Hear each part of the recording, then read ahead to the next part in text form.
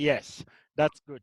Yeah. So what we're saying is that we need to do what we do best and talk about what runs our life or what our lives involves around, because of there is an atmosphere of uncertainty from all over the place.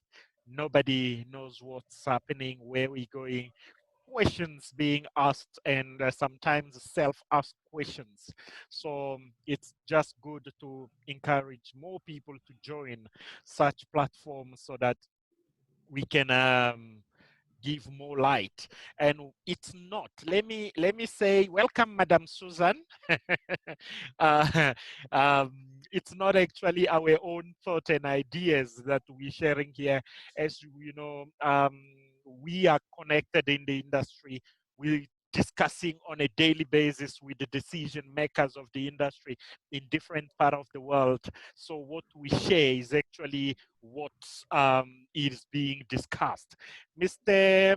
Mr. Rail, how are you?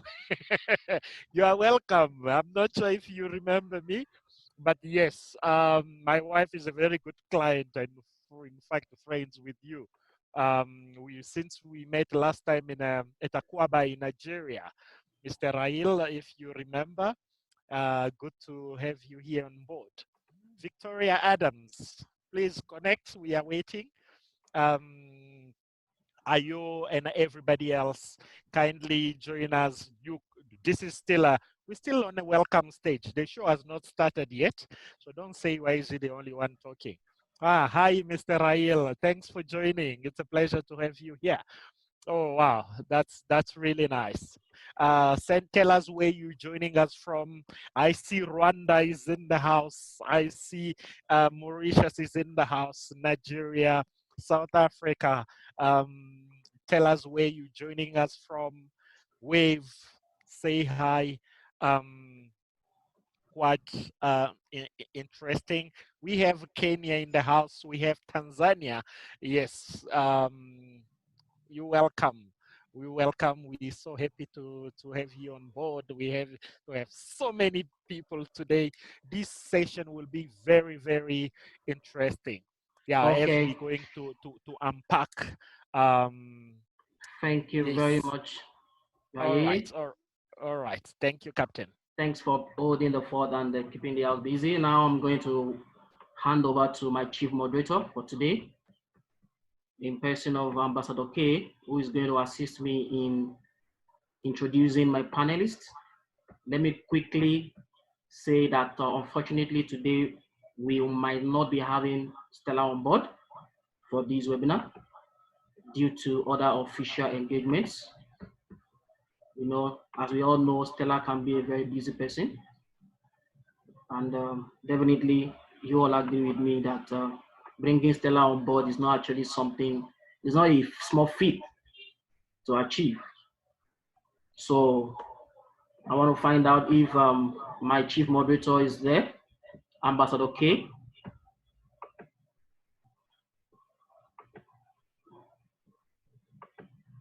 Okay, I might have to unmute you first.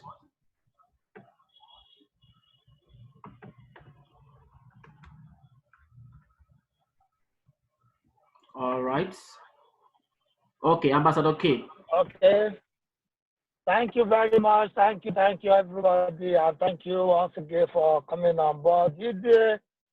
Thank you for the good start. And I believe today we are all going to have a good conversation on issues that affect our industry as a whole. I want to use this opportunity to once again welcome everybody on board. And as we have all been earlier notified, the webinar is just about aviation, tourism, and hospitality post-COVID recovery webinar, where we discuss everything that concerns our industry, the travel, and tourism, and hospitality industry. This is the third edition of it for some of us that have joined us. And today, webinar has been brought up again by tourism business international, as we are all aware. And today we have some panelists that are going to be sharing their idea with us, their experience with us since the beginning of this pandemic. And as my co-moderator earlier said, that we expected our own Stella to be with us today, but fortunately, she couldn't join us for some reasons. And one of the reasons is that she is not allowed to speak on behalf, for now, on behalf of the Dubai, the UAE government, because as we know that she stands also to be an authority in this industry. And whatever she says, some of us, majority of us, will take it as the final answer. So in order to avoid that, I will please, on our behalf, want us to permit her to be out of today's discussion. But as it is, we still have able and capable industry players among us that are going to join us. And today, we shall be focusing, today's webinar, we shall be focusing on Dubai and Africa travel trade. What are the measures in place from Dubai DFC for tour operators in Africa? And what are the hotels, especially the hospitality industry? What are the recovery plans that they have for us? Is there any palliative from companies that we have been doing business with in Dubai? So these are what we are going to be discussing today. And again, is it going to be a business as usual post-COVID-19? And Dubai bounced back to be the tourism hub of the world, as we all know before now. These are all what we are going to be brainstorming upon today. And today, the organizer has brought before us able and capable industry players, decision maker, authorities in the industry that are going to be talking to us, sharing their experiences with us. So I want every one of us to get ready. Take your pen and paper while you start jotting down, because after COVID, I'm so sure that we are all going to still smile. We will still travel. Our client will still enjoy travel around the world, doing their businesses as they used to be. So today, we have with us panelists that have been penciled down. And one of the panelists is Mr. Melwin Cavello, the manager, MICE Incentive Connection Tourism from Dubai, UAE. Some of us in Nigeria, I think Incentive has been one of our foremost DMC in Nigeria, as I know, reliable one that we can rely on. We have been doing businesses with them. So we have their manager with us. And also we have Mr. Rahil Saeed, who is the president and CEO of Pacific Global Destination Management, also from Dubai. Then we have Mr. Ebenezer Akomolafe, who is the assistant manager of Safe Leisure from Jebel Ali Resort and Hotels, also from Dubai. And we have our able woman, who is the national president of the National Association of Nigeria Travel Agency, NADA, in the person of Madam Susan Akoraye. Let's make some noise for Madam Susan. In fact, yeah, let's make some noise for her. She has been so wonderful since she came on board. It's just unfortunate that she came on board as the national president of this prestigious association at a time when the whole world is struck with COVID-19 pandemic. But believe you me, since she came on board, she has been so wonderful. She has been so outspoken, and I believe there is a reason for her to come on board at this time, because at this time, we need the voice of women to speak to us. So she has been doing wonderfully well in the aspect. And we also have our own person, our own brother from another mother, DJ Bayeye, the marketing manager of Africa and India Ocean. Thank you. International. Can we have a round of applause for DJ? Our own DJ. Thank you, brother. You are doing wonderfully well. And I have my own brother, Captain Emmanuel Great, the founder and CEO of Tourism Business Success International, who is the brain behind this webinar. Thank you very much. He will be assisting me today as the host and the co-moderator. And I still remain yours, Ambassador Kayode Abiodun Adeshola. I am the current Vice President of the National Association of Nigeria Travel Agency, as well as the Vice Chairman of Institute for Tourism Professional of Nigeria. Thank you as I hand over to Captain Emmanuel Great to continue with the webinar today. You are all welcome once again. Thank you. Thank you very much, my Over to you. able, indefatigable Vice President, Ambassador Kayode Adeshola. Sorry, Captain. Somebody wrote a message. Please help us increase the volume. Just we might need to check with the technical team that the volume is good for everyone. All right. The technical team are here with us. If you check your participant list, you'll see the TBS webinar team. They are with us here. So, and I want to believe they are going to do justice. Participants too might need to adjust their own volume on their own end also, because we have limitations with the device we are using. Whatever device we are using on Zoom, we have such limitations with our own device. On our own end, we're going to do everything possible to make sure that everybody can participate and have a wonderful time here today. So having done that and having said that, we have a wonderful panel today. I want to say thank you to all my panelists from Dubai. I have a team from Dubai this afternoon or this evening rather, because it's evening in Dubai right now, but it's afternoon here in Nigeria.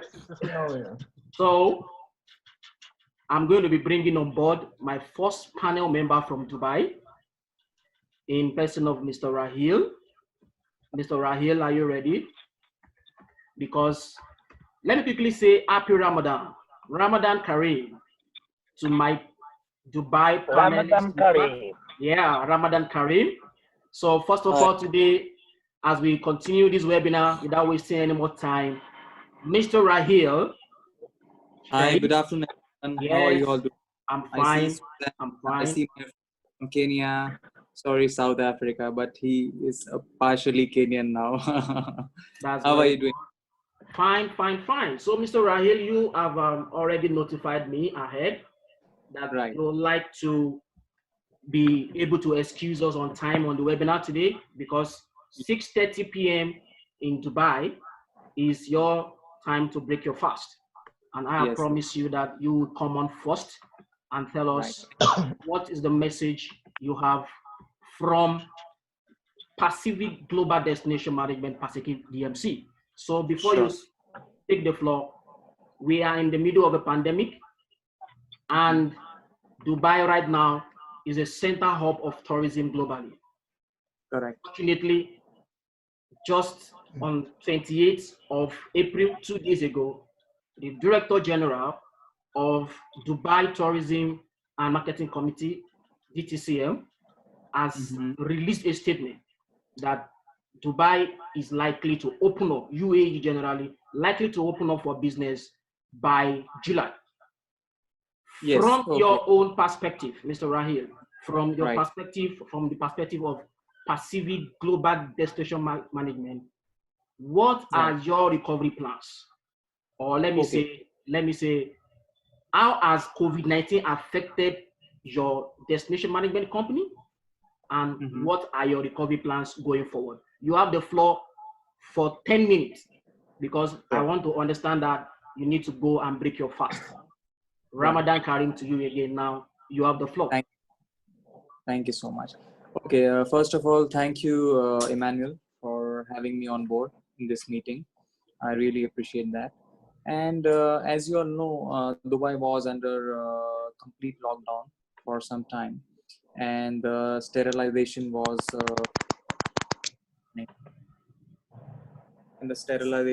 happening. Sorry. Please, you can put on your video so we can see you. Yes, yes. Can you see me now? Yes. I've shaved my hair because of the weather. Okay. Good one. I pretty much look like a Nigerian now, right? Of course, you look like Nigeria now. I You're would love trying. to. You're trying. Right. Okay. So what I see from my end right now, Dubai tourism will pretty much recover fast. But if you see globally, it will not recover as soon as we think. Because right now we did the sterilization and all that things. But to be honest, I don't think so. Before the end of the year, we will be able to be getting clients from Africa, especially because see, it's not only about Dubai. If our home is safe, like Dubai is a safe destination, and it is if you know, and if you have read some articles, like we had a lot of tourists from many parts of the world, and the government has taken care of them very well, without any fees, without any charges. So Dubai is a safe destination if you want to travel after the COVID. But I don't think so that people would like to travel very soon. First of all, business travelers would start, that is for sure, because business cannot stop, right? So business travelers would be the first people who will be traveling to Dubai, UAE, you can say. And leisure travelers, I think, I'm hoping by Christmas we can see some people coming in. See, it will gradually grow. It will not be like people say that people have not traveled for 3 months, 4 months, 5 months, and they will immediately travel after this COVID. But who knows when the COVID will be ending? Like me personally, I would not, travel anywhere out of Dubai or maybe my home country. That's it. So I feel that leisure traveler will start traveling from end of December. And you might have some questions, anyone on board about Dubai Okay. or. My question for you, Sure. before I allow participants to drop questions specifically for you as a DMC in the Sure. panel, please, participants can actually drop their questions right now. And I'm going to take them questions for Mr. Rahil. Many of you know Mr. Rahil. Mr. Rahil was here in Abuja Right. very recently at the West African Dubai Roadshow. And that was where I met him. We had a very nice time. Let me actually break the information. Let me let the cat out of the bag. Myself and Mr. Rahil were planning to host this year's edition of Aviation, Tourism, and Hospitality Fair in Dubai. Am I correct, Mr. Rahil? That's true. We were in discussions about bringing that event to Dubai. Aviation, Tourism, and Hospitality Forum is a forum that we want to bring together to bridge the gap between aviation, tourism, and hospitality. And Dubai being a hub that has already achieved that, we wanted to come and have that event, but COVID-19 happened, unfortunately. So, Mr. Rahil, for the sake of those dear tour operators and travel agencies who actually are meeting you for the first time, can you say in like 2-3 minutes, what is Pacific Global Destination Management all about? What do you do? What are your products? What attractions are you promoting? What accommodation options do you have? Thank you. Okay. So as you all know, I introduced myself already. My name is Rahil from Pacific Global DMC. We are a Dubai-based destination management company. So when it comes to UAE, we sell anything and everything in Dubai and maybe our neighboring cities like Abu Dhabi, Sharjah, Ras Al Khaimah. So we specialize in groups actually. Like we do a lot of groups from Nigeria and Ghana. We are yet to enter Kenya market. We just did the registration before the lockdown and everything happened in this COVID situation. So we specialize in visas as well. Our turnaround time for the visas are very quick, but as of now, we are very quiet. And we specialize in honeymoon packages. Like you cannot say that we are a budget DMC where you can find a low budget package for your clients, because we don't do that. We curate the hotels, we inspect the hotels ourselves, plus we specialize in more groups, as I told you. and we do a lot of events from Africa. We did some marriages also from Africa. So we specialize in all these things, but definitely, and we last year we came up with some discounted packages for travel agents who want to travel for the Arabian travel market. But unfortunately, this year it has been postponed, but I think it will not happen this year. So, but definitely, this is what we do. That's it. If you have any questions, feel free to ask me. Like you might be having some questions. What about the tourists who are there in Dubai? And yesterday someone was asking me that will the visas be extended automatically? Yes, it has been extended automatically till the time the flights and everything will start. And I think Emirates have already announced flights to some countries, but not Africa yet. But I'm sure they will be having some plans very soon. Thank you very much, Mr. Rail. You've actually touched on some very important point on the issue of visas. Visas have been extended automatically. Thank you for saying that.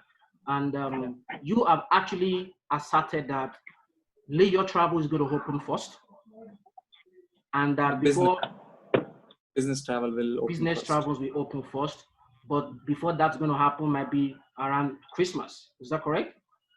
Yes, leisure will start maybe by Christmas, but business will start as soon as the flights will start. All right.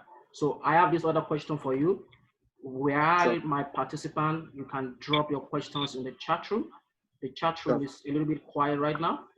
Okay, no, Yeah. the chat room is actually busy. So Oh, I'm going to just, yeah, the chat room is busy right now. Okay. Somebody is asking, do you foresee a change in visa fees, Mr. Rahim? Just a minute, let me this cancel visa before arrival. What will happen to visa? Yeah, I just gave you the question to you. Are you foreseeing a change in Dubai visa fees? No. I don't think so. See, first of all, if you see Dubai visa is not that expensive, first of all. And secondly, the visas which have been cancelled already, okay, I'm sure the government will extend those visas as well. Like right now, the news is for the people who are staying already in UAE, not the visas. The entry visas are still stopped. For example, if you apply the visa before the lockdown, so you cannot enter now. That visa has already been cancelled. But I'm sure the government will extend that visa. But I'm expecting a big change in the hotel prices and the attraction prices. Can you say that again, Mr. Rai, please? Sure. Okay. I'm not expecting a change in the visa price yet, but we already have news from some big hotels like Hilton and other brands that they will reduce the hotel prices. Like from April till September is summer already in Dubai, so the prices go low in summertime. But hopefully we are planning it to expand it till maybe November and December first or second week. This is what I got to know this morning. Thank you very much, Mr. Riley, for this very because important that information. Yeah, because that is very important, because if you need to come back on track, uh, people would like to like have affordable packages. So I'm sure Dubai has always been a affordable destination for African travelers, and the visa process is easy, so people don't need to go to the embassy and all that. So the safety measures are also very important. Like if someone who wants to travel to maybe America, they have to go to the embassy and all that stuff. So again, there is a possibility that you will interact with some people, meet someone, but Dubai visa is online, so there is zero human interaction between that. So people would like to go to destinations which are safe for tourists, and the visa process is easy, and the flights are like a short flight, like 6-7 hours or something like that. Thank you very much, Mr. Rahil. I have one more question for you here. Yeah. And the question is, do you have an idea if Expo 2020 may likely still happen from this year or not? Actually, Expo 2020 has been postponed till 2021. Yeah. But Mr. Rahil, do you want to say something on that? Yes, definitely. Next year, they have taken a great decision, I believe, because if they would have postponed it for, let's say, 2-3 months, that wouldn't work. Because if you see, the global economy is not stable now. So we cannot expect anything to happen this year. That's what I said. Even the leisure travelers will maybe start from Christmas, because people need to get back to work. make some money and then travel. We can't travel immediately. Like even us, if I want to travel somewhere, I can't travel. But Expo has the Expo team has taken a great decision to to make it next year, and I'm sure it will work next year. Because All Dubai, right. see, Go ahead. I've been to the Expo site. I think in February. Okay, 50 people were invited for the Expo trip. I saw the Expo site. It is beautiful. It's massive, and I'm sure it's Dubai, so we have a lot of time now. So definitely, it will not stop us. Thank you very much. Thank you very much, Mr. Rahil. And somebody is asking, and that's going to be the last question I'm going to take. Somebody is asking from our panelists that what's the updates on the 5 years visa? Do you have any information about that? Oh yes, sure. See the 5 years visa, like I'm giving you an update from my side, which we see on the system. There is the visa has not been implemented on the system. So, but I think even when the 5 year visa will come in place, it will not be like you will be allowed to stay 5 years, because our own visas, like I'm not a UAE citizen. Okay, I'm an Indian. So my visa, like being a investor in UAE, my visa is 3 years. Somebody who is a staff in Dubai, they get a 2 year residency. Okay. So even if you get a 5 year visa, it will be like a US visa where you can enter UAE and stay for, let's say, 30 days or 60 days. They'll give you a period of that. Because you can't stay like once, you cannot come here and stay on that visa for 5 years. So this information I have, but it is not, there's no update that when it will start, but it was most likely to start by the Expo time, because Expo was for 6 months. So people would like to have multiple entries for that time. So I'm sure by Expo time, we should be having more light on that thing. Thank you very much, Mr. Rahil. And it's already 03:28 hours GMT +1 Nigerian time. So, Mr. Rahil, you have just 2 minutes before we release you to go and break your fast and pray. You have 2 minutes to give us your final remarks as the CEO of Pacific Global Destination Management Company. What's your message to your trade partners here in Africa? Yes, sorry. And I also missed the point where I believe the domestic tourism can start immediately, because people would not like to travel outside Africa. So I think the domestic tourism is something you guys need to focus on right now. Because I was speaking to one of my Ghanaian partners this morning, and he has great plans to, extend his packages to the domestic market. That would be a great opportunity for you guys, and I'm sure I think they were doing something to develop Nigerian tourism also. I think they should do it by now. This is a great time. So that's it. So and your message to trade partners in Africa now is to focus on domestic tourism. Domestic tourism, because that will give them an immediate immediate relief, where they can recover some losses, because I'm sure we are not working now, so we are just investing our time educating ourselves and learning new things. So immediately domestic tourism can be a relief for everyone, I believe. Thank you very much, Mr. Ryle, for your time. And I would like to thank you all. For having me on board. I will just try to break my fast, and I will see if the meeting is still going on. I would love to join you all again to hear what you all have to say. So just allow me some time. I will try to join the meeting back. I don't want to miss it, because the conversation will be interesting, I'm sure. So yes. I don't want to. So you're saying that you go and pray now, and then you're going to come back and join us. Sure. Definitely. So please allow me. Yeah. We'll be waiting for you. Thank you so much. Thank you very much, Mr. Ryle. Which I will miss. So Emmanuel, please send it to me, just in case. Okay. Can you say that again, please? If any notes I miss, so please try to send it to me. Actually, to my email. You have some questions for you here, but I'll send them to you. Okay. Sure. I will just try to join back immediately. Give me some time. Sure. I'll do that. Sure. My team are on this platform, and they'll make sure you come back into this meeting. Sure. Thank you. You're welcome. Thanks for that. So, dear colleagues, participants all over the world, you have just listened to Mr. Rai Sheikh, CEO and President of Pacific Global Destination Management. And he has just made some very powerful submissions, asking us, can you imagine, asking us in Africa, we should focus now on domestic tourism. From his own point of view, travel between Africa and Dubai might not resume until December, when leisure travel will possibly pick up. So, on that note, I'm going to be quickly sharing a little bit of presentation before I bring on my second panelist, Mr. Melvin Cavao of Incentive Connections Tourism. I can see him smiling. Hi, good evening, everybody. Yeah. So, they didn't hear you. Can you send that greeting properly, Mr. Cavao? Hi, good evening, everybody. How are you all? Fine, fine. Good, thanks. Thank you very much. So before I go ahead, it's nice to be here. Thanks, Captain, for giving us the opportunity to be a part of this. All right, Mr. Cavao, I hope you're going to stay with us to the end of this meeting.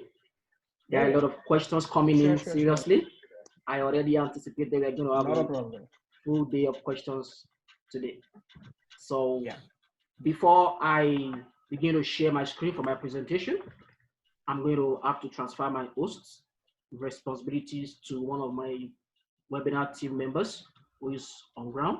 And then before I do that, I would like participants to indicate by raising up their hand if you can hear me very well. If the volume is okay, can you just use the raise hand icon so I can know if the volume is good now? Yep, it is. Thank you very much. So that means my team are doing a very good job. And now I have a little presentation for you from UAE. And I want to believe that you are going to enjoy it. It's just a kind of something we do here on this platform. We give a COVID-19 update of whatever is happening, wherever topic we are talking about. So today we are focusing on, I can see all the hands are raised. Thank you very much. That shows that we are all here together, and I want to believe you are all having a wonderful time. So now I'm going to release my hosting capabilities to one of my team members, because while I am sharing my screen, I want my team members to be able to admit participants. Meanwhile, participants keep coming in. The list is increasing all over the world. There are people who are joining us. So now I'm transferring my hosting capabilities, and I'll be sharing my screen for a 5-minute presentation. Thank you.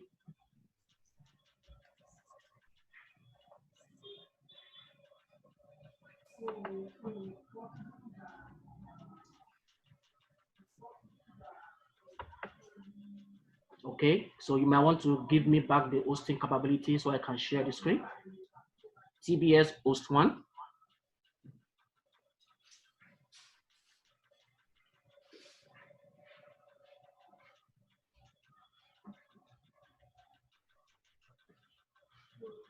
Thank you very much.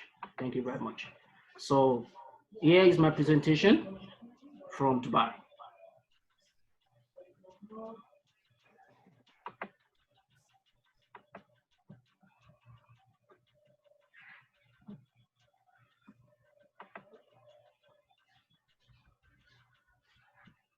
TBS host 1, now you are the host. Okay, so everybody, welcome back to my presentation. This is the government of the United Arab Emirates. You will notice I have a pattern here on this platform. I always bring information from reliable sources. Last week, I brought you information from UNWTO. I shared with you the welcome address, the message of hope from the Secretary General of UNWTO, Mr. Polavisky. Today, I have a message for you from the government of Dubai in this presentation slide. And I want to believe you're going to join me and enjoy this. So this on the screen is the latest update on COVID-19 in the United Arab Emirates for Saturday, 25th April 2020. So this is the latest release from the UAE. Currently, as of that date, 25th of April, Saturday, UAE has 532 new cases of COVID-19. In total, they have 9,813 total cases of the coronavirus. And then the recovery rate, which is very interesting, the recovery rate so far has been 1,887 recoveries. Now, what is very fantastic about this slide is that UAE has been in the forefront of championing very laudable response towards COVID-19. Because so far as at that date, they have tested 1 million people for the coronavirus. And I want to believe Africa can learn from this. Africa can learn from this. Testing is everything. For a total case of 9,813, UAE only has 71 deaths so far. And that shows they were able to respond very well. If you can remember, they quickly stopped tourist visas, March 15. And I think Africa has something like this. Is one of the reasons why I decided to share this particular slide. Okay, so I'm going to rush through this now. This particular slide is very interesting, and I want to point out some very important figures here on this slide. Okay, right now UAE has eased restrictions on individuals and businesses. Shops and restaurants have been able to open under strict but very, very commendable measures. Okay, and I am very interested in the second to the last point on this slide. Etihad Airways has announced it will resume regular passenger flights from May 16, with special repatriation flights continuing until then. This information is very, very good for some of our participants who are beginning to worry, when is flight going to resume? Etihad is resuming their flight May 16, but that will be probably for domestic flight, I think, I assume. So let's move on this slide, please.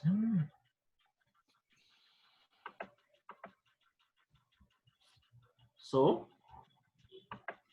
in the next slide, we are looking at a statement by the Crown Prince of Dubai.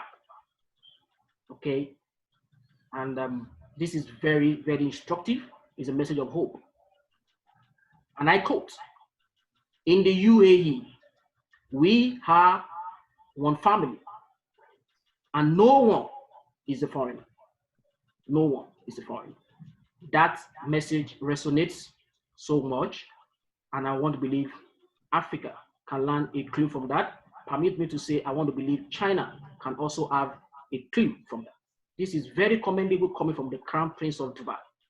I hope China can take a clue instead of their discrimination and activities that are unfavorable towards Africans. I hope China can follow the lead for what Dubai is doing right now. So that is my slide for now. Thank you very much. Now, permit me to bring on board Mr. Melvin Cavall. Mr. Melvin Cavall is the manager for MICE at Incentive Connections Tourism. Whatever questions you have for Mr. Cavall, quickly drop them in the chat box. He's going to take questions, definitely. And let me also quickly say this, that Incentive Tourism Connections and Tourism Business Success International, we had a project going on this year also before COVID-19 happened. Correct. Yeah, true. Yeah, we were planning to conduct the first of its kind, the first Dubai Airport familiarization tours. Correct. For secondary school students, for aviation and tourism students in Nigeria, in West Africa. These are some of the things that we had in pipeline. So this shows you that TBS, we are not just a travel, tourism, hospitality, training, consulting firm. We are actually tour practitioners, tour operators. And I'm so happy, sincere appreciations to be able to have Mr. Mary Caval from Incentive Connections Tourism. So Mr. Caval, this is your first question. How has COVID-19 affected your business functions, your marketing, your sales? You are the manager for MICE. How has it affected Incentive Connections Tourism? You have the floor. Yeah. Initially, we had a lot of requests and we had a lot of bookings in the pipeline, which we actually were projecting like right up to December 2020. So when this COVID-19 started showing up in the early stage in the month of Feb, a lot of the business started taking a U-turn. Like a lot of people were in two minds whether to travel or not travel and all that. So that became a little bit of thinking because, with regards to the business that is going to come and which has already been confirmed and all that. So now not to lose hopes, and mostly when we are dealing with clients like all over the world, especially like people coming in from Africa and all that. So there are a lot of corporate clients, a lot of business related clients, a lot of families and all the things. And, when they decided when the government in the back home has made a restriction saying not to travel. So they pulled back saying that we'll not be able to travel and all that. So in that immediate thing, what the Dubai government has said, like any of the travel restrictions are not coming in from any of the agencies or any of the business people and all that.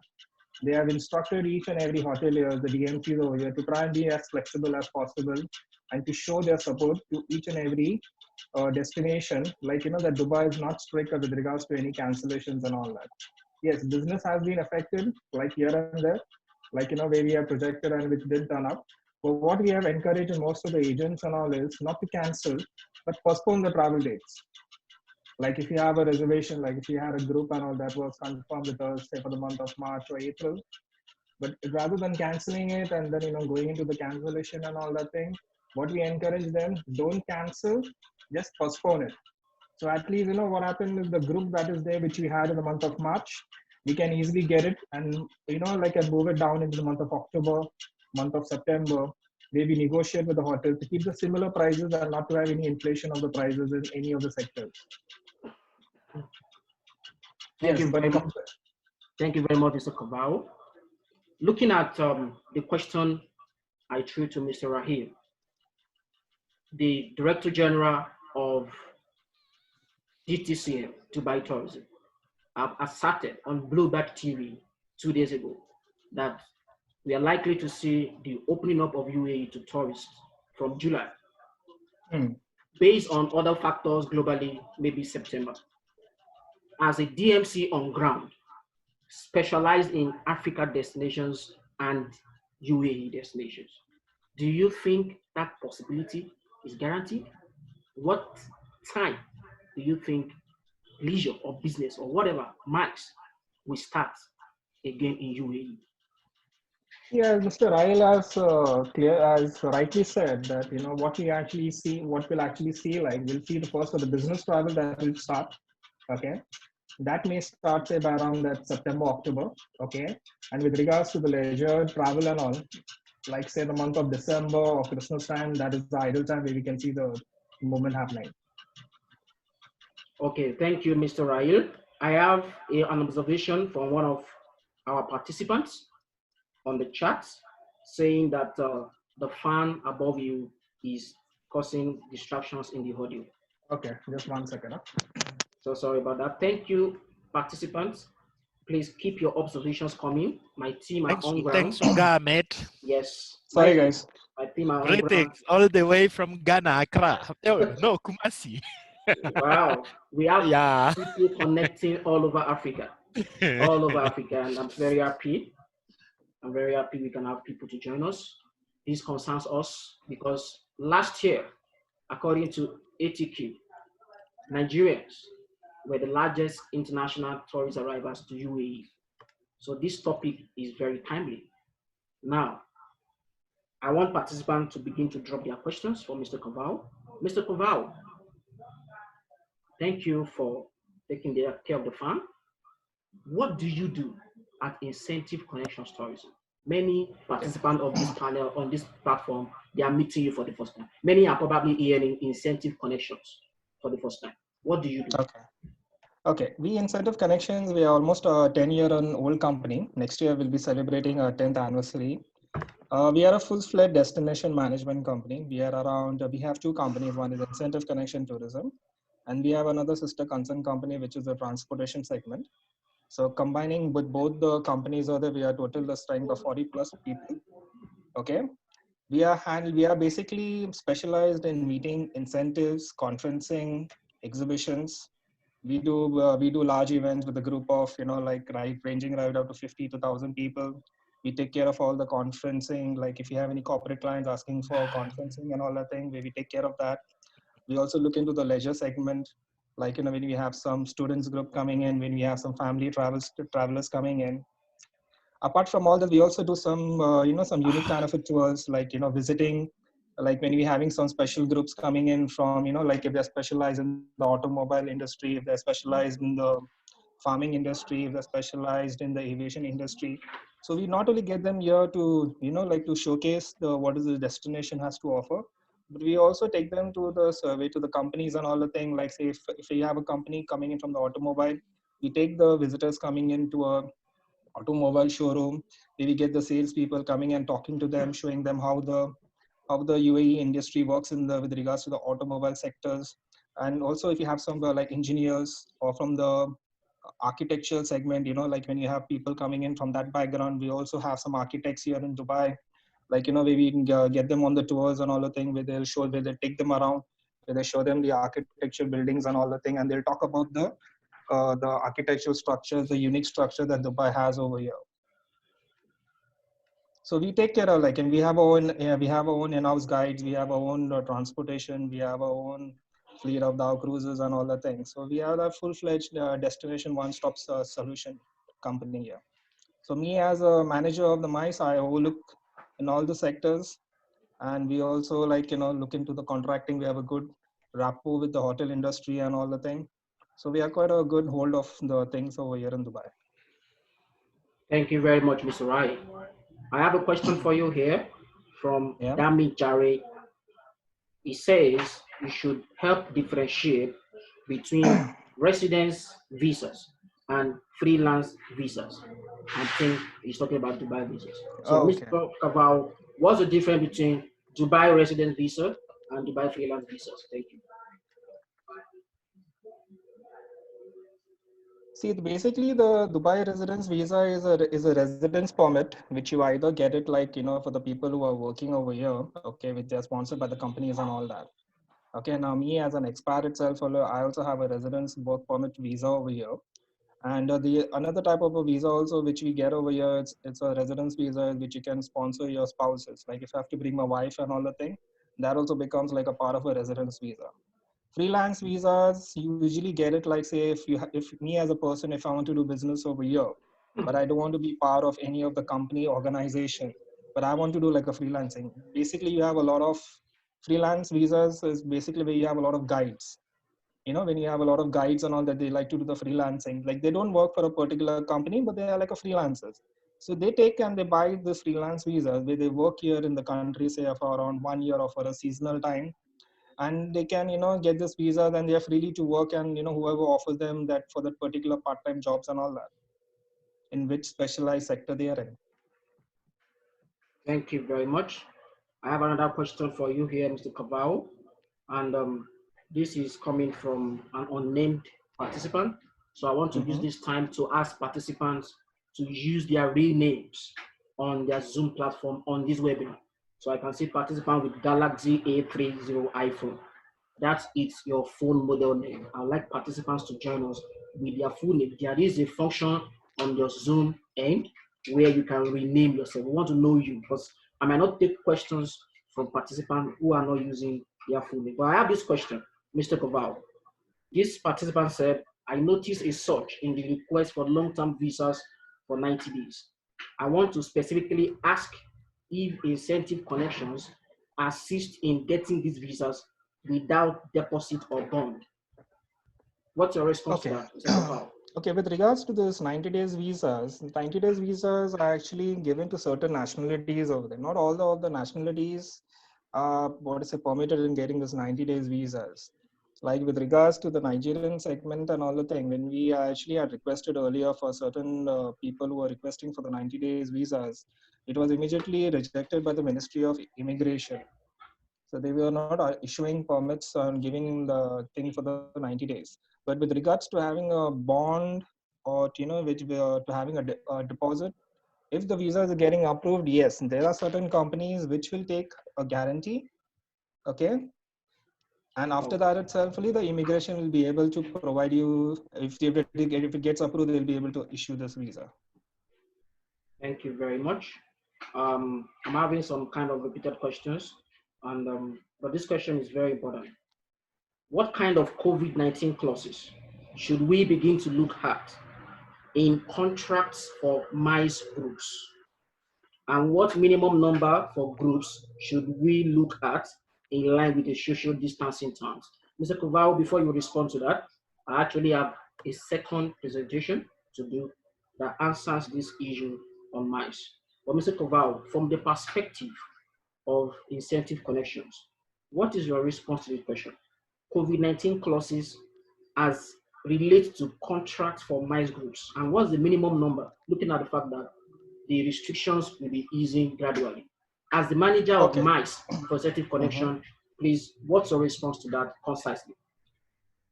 Okay, now with regards to this MICE and all the thing, now, keeping in mind with this COVID-19, with all this thing, what is going up and down and all that. Now, with regards to the group sizes and all the thing, now, what we are actually looking like and what we are actually hoping and what we actually want to feel like it might come in place.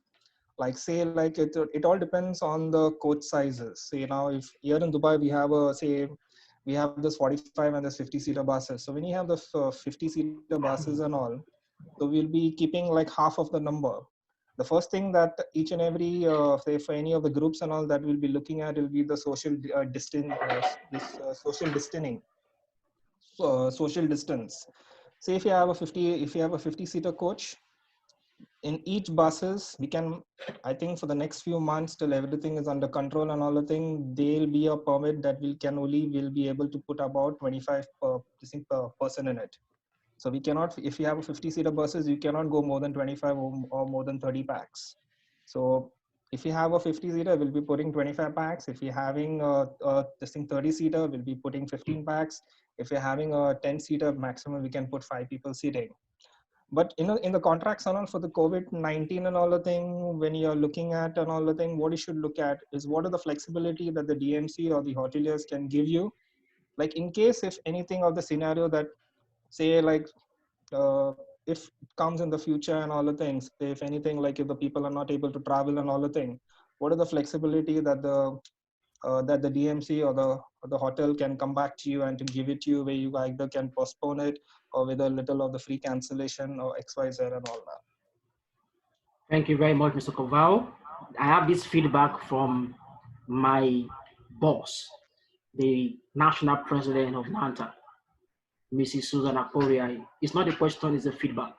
And that's to you, Mr. Kovao. She says, thank you, Mr. Kovao, on the clarification of residence and freelance visas. I think that question came in timely. Thank you, Mr. Kovao. The last question I have for you on this segment of the webinar is from Abara Stanley. He says that 90 days visas that were cancelled and that their expected date to travel had expired. What's the fate for this kind of visas? Okay, now with regards to this, there is like say for like when the immigration halted of all the issuance of the visas and for the people who are traveling for the visa saying that the visas will get cancelled. There is a thing that, like with the government will come up saying that all the visas and all which has been issued, it might be a possibility like, where those visas might be a little valid. Nothing is confirmed as of now, but once when the immigration offices starts, when they resume back to work, we'll have a clearer picture of what is the visas which you have issued earlier in the past and the people who have not traveled, whether what kind of extension will they get? Will it still be valid or whether they'll get a further extension coming in right up to December or it may be even before that as well. So that confirmation is yet pending for the people who are staying outside, but the people who have been staying inside and they are not exited, their visas as automatically extended over here. Thank you very much for that clarification. I want to believe participants are getting valuable information. And as a way of getting feedback from my participant, if Mr. Kavao has answered some of your questions properly, and you have gotten some valuable information from Mr. Kavao's responses, can you give us a raise of hand on the platform, please? Thank you very much. The feedback actually are very important. If you've gotten valuable information, please kindly indicate with a raise of hand. Thank you. So, Mr. Kavao, thank you very much for your time. Stay with us. Thanks, Captain. Sure. I'm coming back for you. Right now, I have a presentation to show you. But before that presentation, I actually want to do some housekeeping. Thank you very much. So, TBS host 1, you might want to give me the hosting now.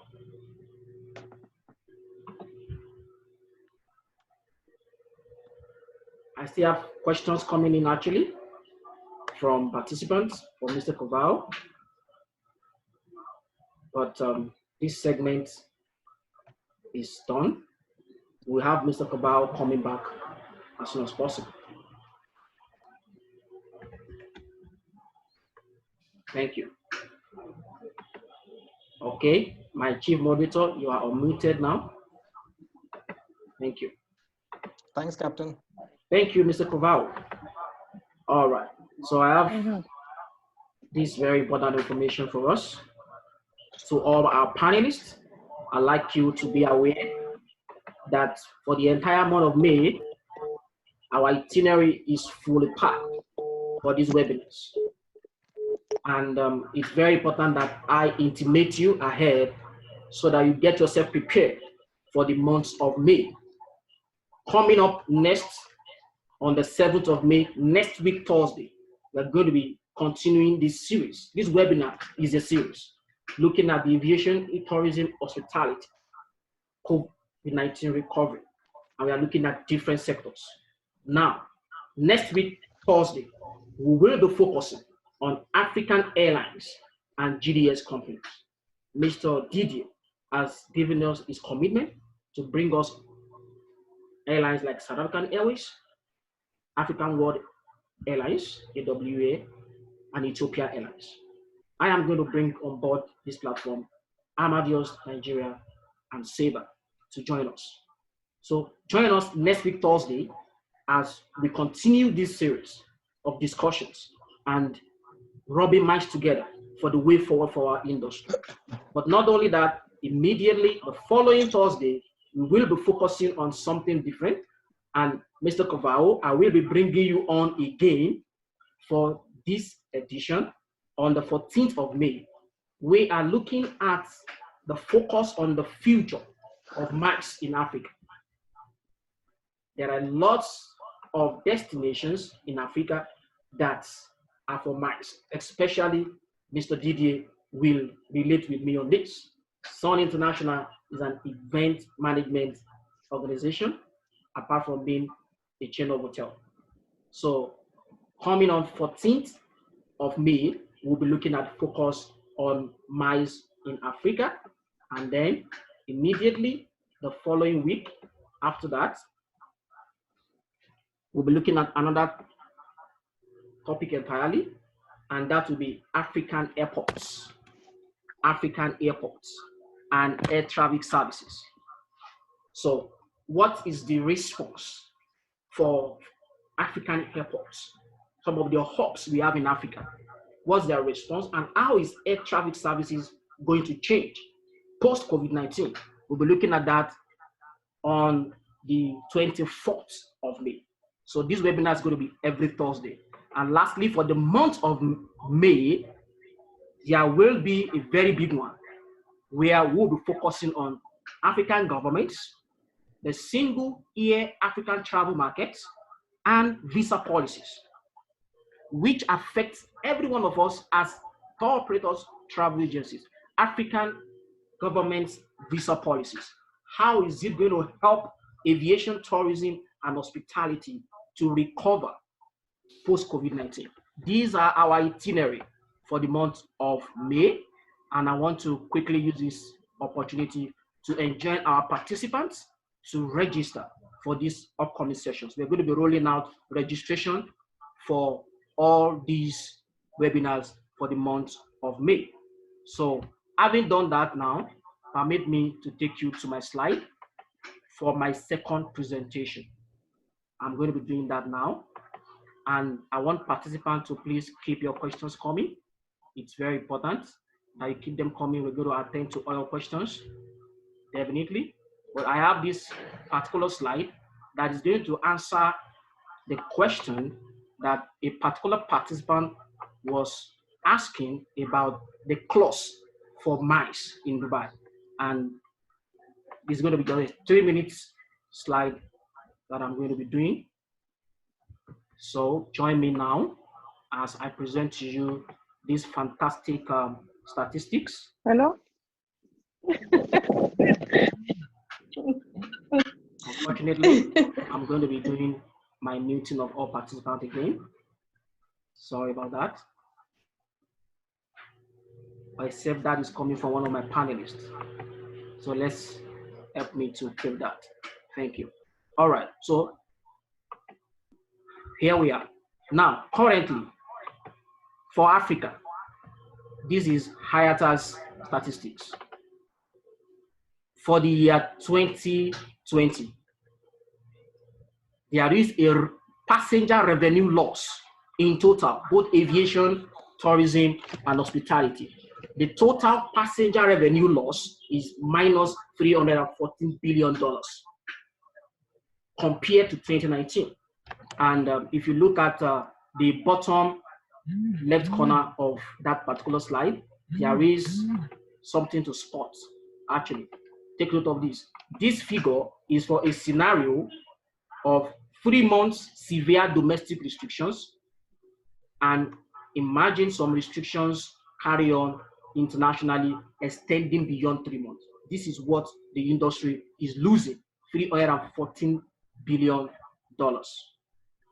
That's for a global statistics. Now, for Africa, actually, this is what it looks like. For Africa, because this is a webinar for Africa and Dubai. For Africa, we are losing 6 billion. Looking at the same situation, a 3 month restriction. Already, I think the restriction started in March globally. Now we are in April. Looking at restrictions into May, this is the figure that IATA has projected. But look at the estimated airport passenger traffic loss for Africa on this slide. That is where I want you to concentrate attention. There's so many information on this slide, but look at the situation in Africa. Very encouraging, but at the same time, there is light at the end of the tunnel.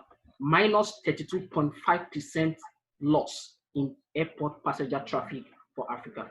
That is IATA's survey, not my survey. Sorry, this slide is from ACI. ACI is Airport Council International. Now, moving on, there is light at the end of the tunnel. Despite all these bad news, yet there is some good news that everyone should be happy about. The projection for tourism between now and 2030 still remains at 1.8 billion for 2030. Already for the year 2020, UNWTO projected that tourism arrivals internationally will hit 1.4 billion. Dear colleagues, we surpassed that statistics 2019. Already last year, the international tourist arrivals hit 1.4 billion. UNWTO projected it for 1.4 in 2020. That's to tell you that this industry is fantastically going to recover. We just need to keep hope on the horizon, actually.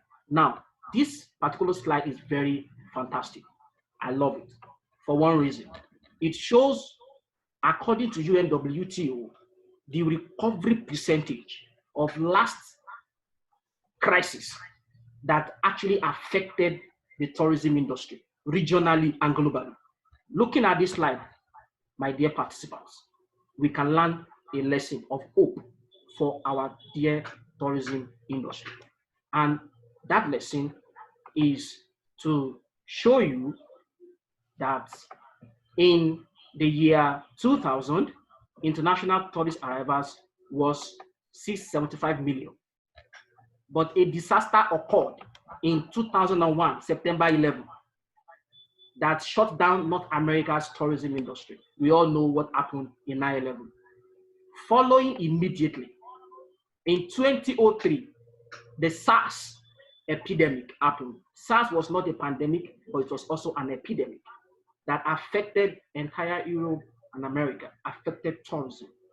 But looking at the same year, between 2003 and the year 2009, when the global economic crisis happened, 2009, there was a 117% increase between 2000 and 2009. So the industry recovered from the 9/11 crash and the SARS epidemic with 117% recovery rate increase in international tourist arrivals. Now, in 2009, global economic crisis happened. But yet, between then and the year of 2019, which was last year,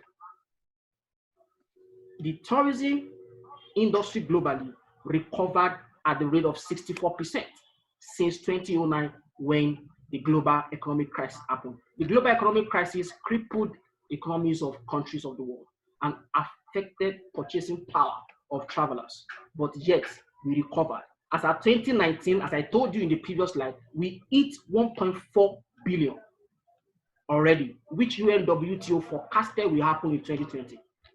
But then COVID-19 happened in 2020. So, having shown you this slide, my submission here is that whatever happens, there is light at the end of the tunnel. It is not all going to be days of gloom. Definitely, the days of recovery are ahead of us. Our countries are beginning to ease restrictions. And looking at Dubai specifically, UAE is very fantastic. We've talked about Africa. Now let's talk about UAE. Immediately COVID-19 happened, on the 18th of March, Dubai and Abu Dhabi rolled out some economic stimulus packages. But the ones that concerns tourism is one I'm interested in showing us here. Looking at this slide, for Dubai, these 4 stimulus packages affect our businesses. And I want us to listen with that attention.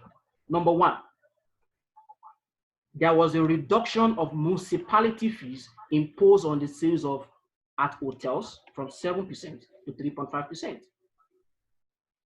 Number 2, there were exemption from fees charged to companies for postponement and cancellations of tourism and sports events scheduled for 2020. UAE had a fantastic stimulus package for the tourism industry, maybe because tourism is actually the brain that keeps Dubai being the tourism hub, being the most visited city in the world.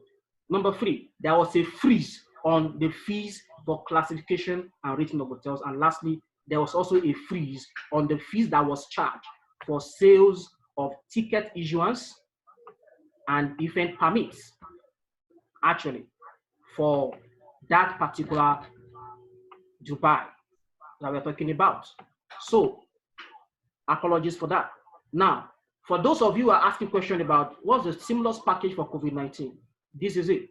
For sales of tickets, issuance of permits, and other related fees to entertainment and business events, UAE government has freezed those charges. So that is to tell Mr. Kaval that coming in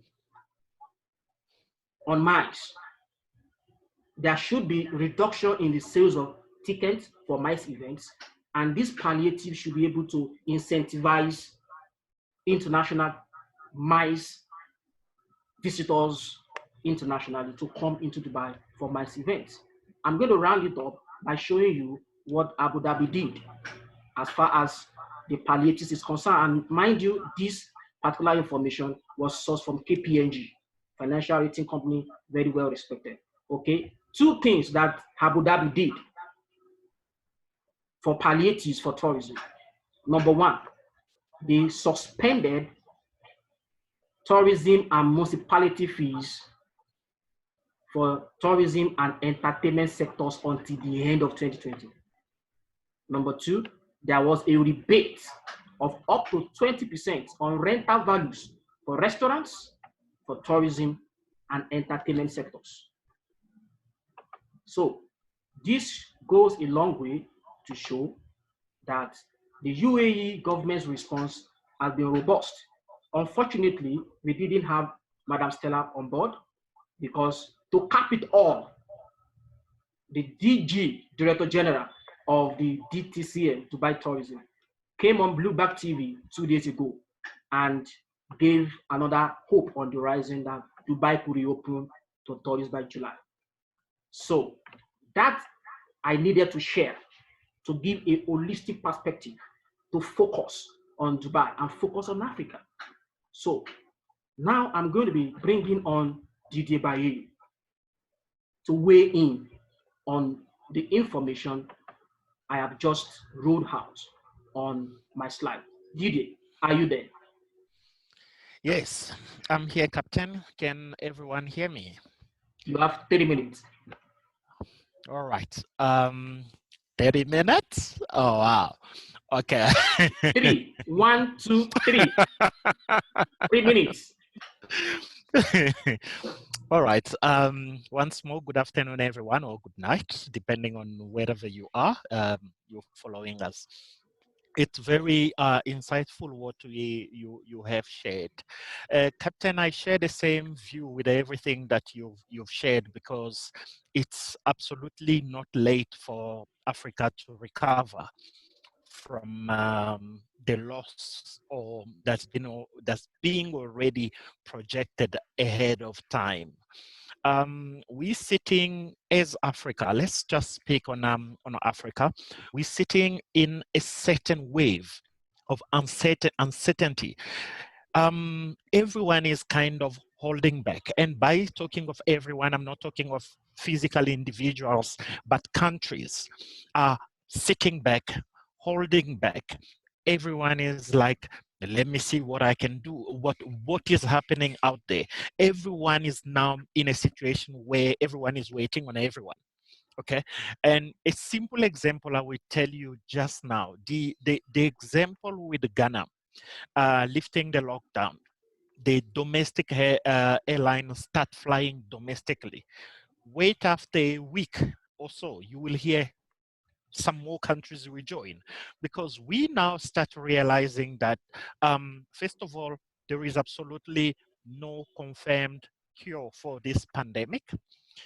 Secondly, like I said earlier, many people had not joined yet when I was still welcoming people. It will be treated exactly like weather. You know that now there is winter, I need to take out the heavy clothes, the coat, the jacket. I need to change my dressing style, and business has to keep going. We have seen a lot of suggestions from airline, spacing seats, trying to change position. But the reality is that even if seats are moved around, or this one is facing left, this one right, this one, but they are still within 1 meter. And if that really can help, then sitting just the way the sitting position is with our mask could just do the job. Everyone is waiting for somebody to start something. And for example, let me tell you, here in South Africa, the government announced that now in May, kids have to go back to school, and relaxing just a bit, saying that we're coming from level 5 lockdown, and then from tomorrow, 1st of May, is gonna go to level 4 lockdown, which doesn't really make any much of difference. But kids are going back to school. So the question is, if kids have to go back to school, why can't a hotel that can host with of 10 rooms that can take 20 people. Why can't it open and have people in there? So we can, from this, we start moving in slowly into usual business. And then, yes, it's not late yet. We need to reassure our stakeholders that we are ready to get back into the business. We are ready to start traveling. We are ready to start flying. By the way, Captain Manuel, I'll tell you that based on the engagement we've had, you will be surprised that if airlines were operating now, people will be flying. Airline, to be honest with you, is because of countries' ban. Countries have closed their airport. That's why they have no choice than to be grounded. People who will be traveling, we all want to travel. I will have my mask, hand sanitizer. Guys, let's go. So even here in Nigeria, now, yes. So the wish is now airlines that were still flying. Our domestic airlines were flying, even while the international flights have been banned.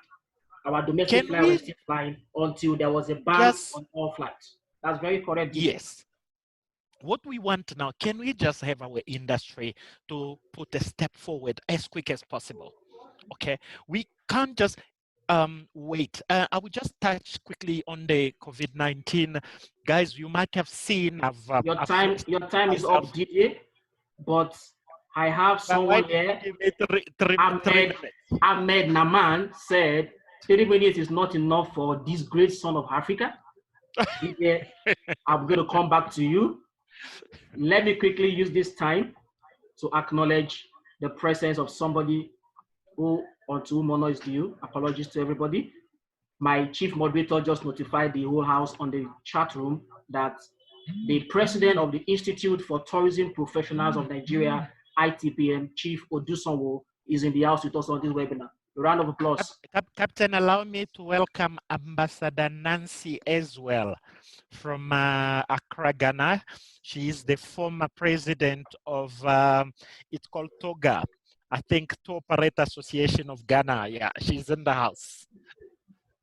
Participant, please, let's wonderfully welcome this wonderful ambassador from Ghana. Thank you very much. We are so happy to have you. And I have questions here actually coming on. Okay, keep your questions coming. Don't forget, let us use our names on Zoom. I have a question from somebody who is actually not using his name on Zoom. YP30 is asking, good day, will this webinar be available after this session?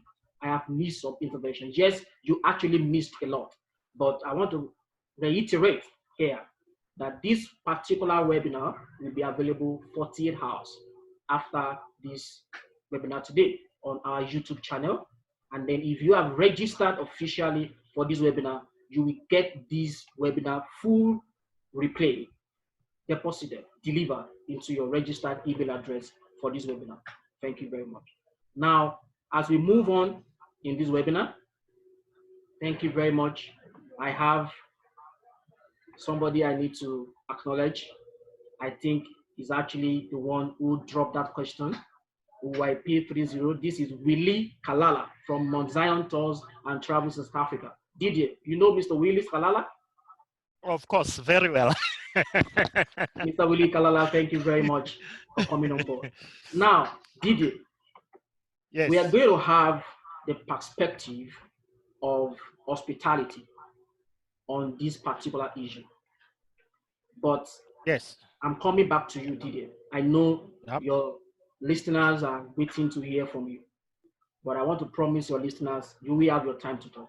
Right now, I have a message from an hospitality chain, an hotel chain in the UAE that I want to bring on board their official message to us. This message is actually courtesy of Jebel Ali Resorts and Hotels. So, if you don't mind, my participants will come back to engage the panelists. Please permit me to deliver this message, sponsored message from JA Resorts and Hotels, UAE. permit me.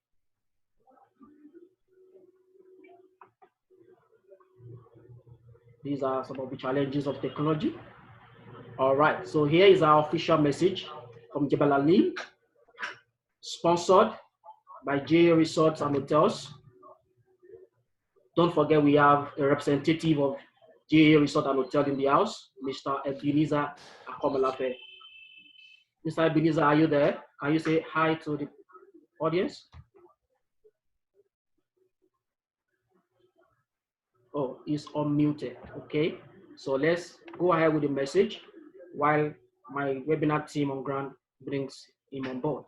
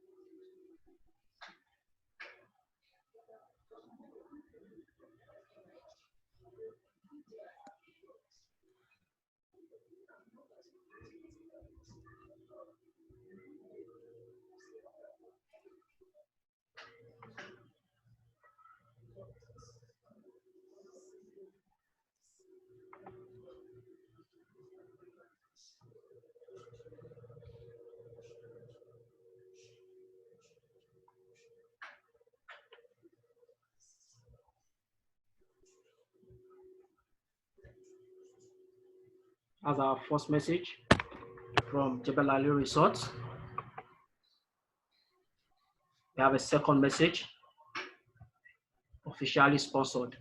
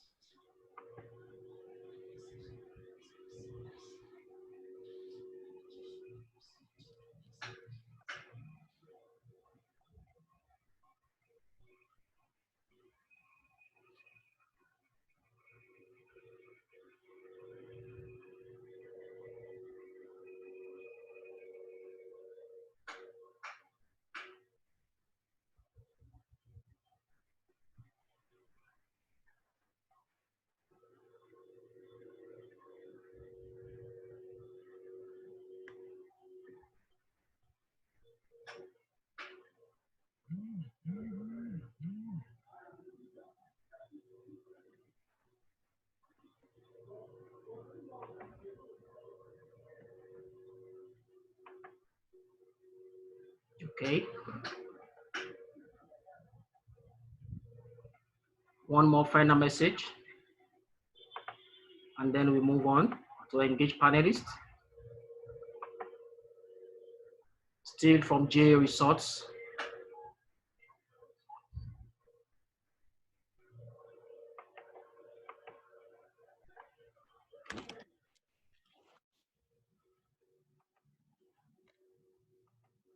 Apologies to participants. We're just trying to do some housekeeping.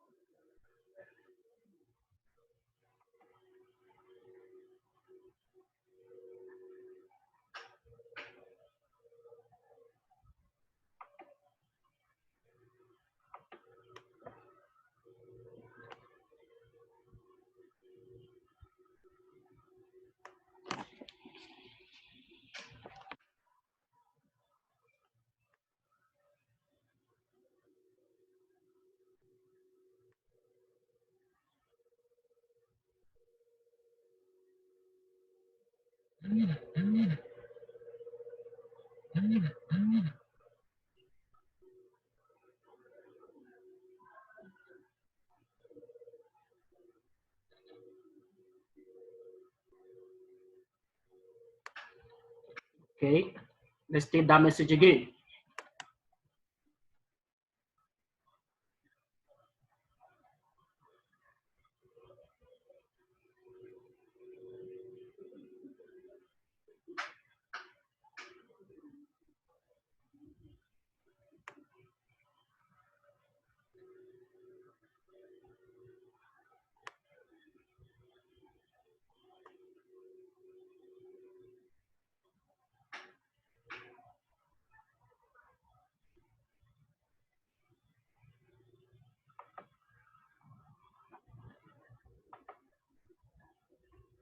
So thank you everyone for giving us time to do some housekeeping.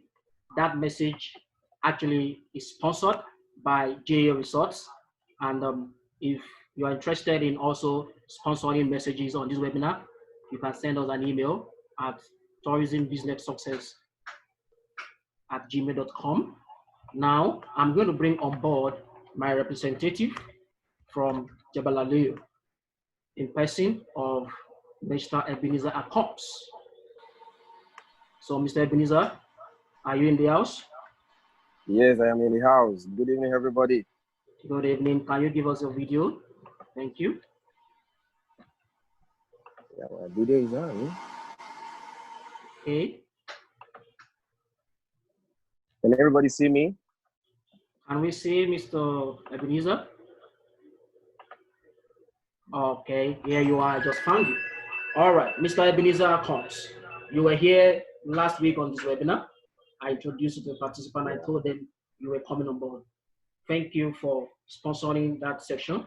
This segment is actually for JA Resorts. And Okay. apart from the video, Mr. Ebenezer, what message do you have for us? Or let me start by asking you, how has COVID-19 affected your chain of hotels, JA Resort and Hotels? You have the floor. Okay, thank you so much, Captain. That's great. And good evening to everybody. I want to really appreciate this opportunity given to me to speak to everybody on this webinar. Okay. And regard to the question that Captain asked me just now, that COVID-19 has affected everybody, not only JA family, you know, it affects everybody around the world, including every one of us that we are on this webinar. So, but in every pandemic, in every problem, there is always a solution. There are ways to just go around things and just make things run again and work again together. Now, we're not focusing on the problem again. We are looking forward for the recovery and the coming back to normal of our businesses. And you know, all our hotels are downgraded now. So we are all strategizing and relaxing and hoping very soon everything is going to come up back to normal. Thank you. Thank you very much, Mr. Ebenezer. I have an observation or a beautiful contribution from one of the participants about your resort. Oh, this is actually from Madam Susan, the National President of NANTA. I'm coming to you, Madam, very soon. Madam Susan has just said about your resort, beautiful resort. Will want more information about this resort, send to me, please. That is coming from the President of NANTA in Nigeria. That probably shows that some travel agencies and tour operators, trade partners in Africa are not aware about JA Resorts. So let me ask you, what are the properties and facilities that comprises JA Resorts? You have the floor. Okay, thank you very much, sir. Let me go by the names of the properties and their locations. Okay, first we have the JA Resort. Okay, and JA Resort, in one property we have three hotels in one property. So the first one is the JA Lakeview Hotel. Okay, that is the new girlfriend we have around now. Just 8 8-month-old hotel, and the beach hotel is there, and we have the palm tree court. Okay, so in the palm tree court, we have the apartment and the suite for VIPs. Like last year, December, we have the team from Ghana. The Ghana national football team are lodged with us, and so many national teams, national football clubs were lodged during the break in football. Both the English Premier League, the Spanish League, the Italian League, and the Portuguese League. So we have so many of these football players in team lodged with us in the Palm Tree Court. So Palm Tree Court is a very beautiful place to be. I wish everybody can be around there. And then talking about the next one is the JA Ocean View Hotel. We have JA Ocean View Hotel in the heart of the Jumeirah. So Jumeirah is the heart of the UAE, and the JA Oasis Beach Tower. We have the Hatta Fort Hotel, where we have mountain hunting and so many activities going on there. And last but not the least in UAE is the JA, the Manor by JA. Okay, so we have the Manor by JA, and outside of Dubai, we have JA Manufaro in Maldives. And in the Africa and the Indian Ocean, we have the JA Enchantland in Seychelles. So these are our properties that we have around UAE, Maldives, and Africa respectively. And coming back to the facilities that we have therein, the facilities is just massive and crazy. It's just too much. It is like you are going to a country for a fresh, or just to refresh yourself and to experience something new and something unbelievable. Okay, so coming back to JA the resort, we have the ox riding in JA the resort. That is one. We have the night golf hole. So there's a golf course there. We have a long tennis court. We have the seaplane taking off and landing in JA the resort. Okay, so there is a seaplane facilities there. So there is a shooting club facility where you can actually learn how to shoot guns, although we are not allowed to give license by the UAE government to shoot anyone. It's just for the fun of it. So you can have your fun by going. That. Yeah, you can check it out. As in, you can go for fishing. We have fishing facilities here, and so many things are just packed in this. Thank you very much, Mr. Benisa. Big results. Let me cut in here, okay? The second message that you shared with us on today's webinar was about Manor hotels, the Manor. Yes. And there is this particular resonating message in that particular video.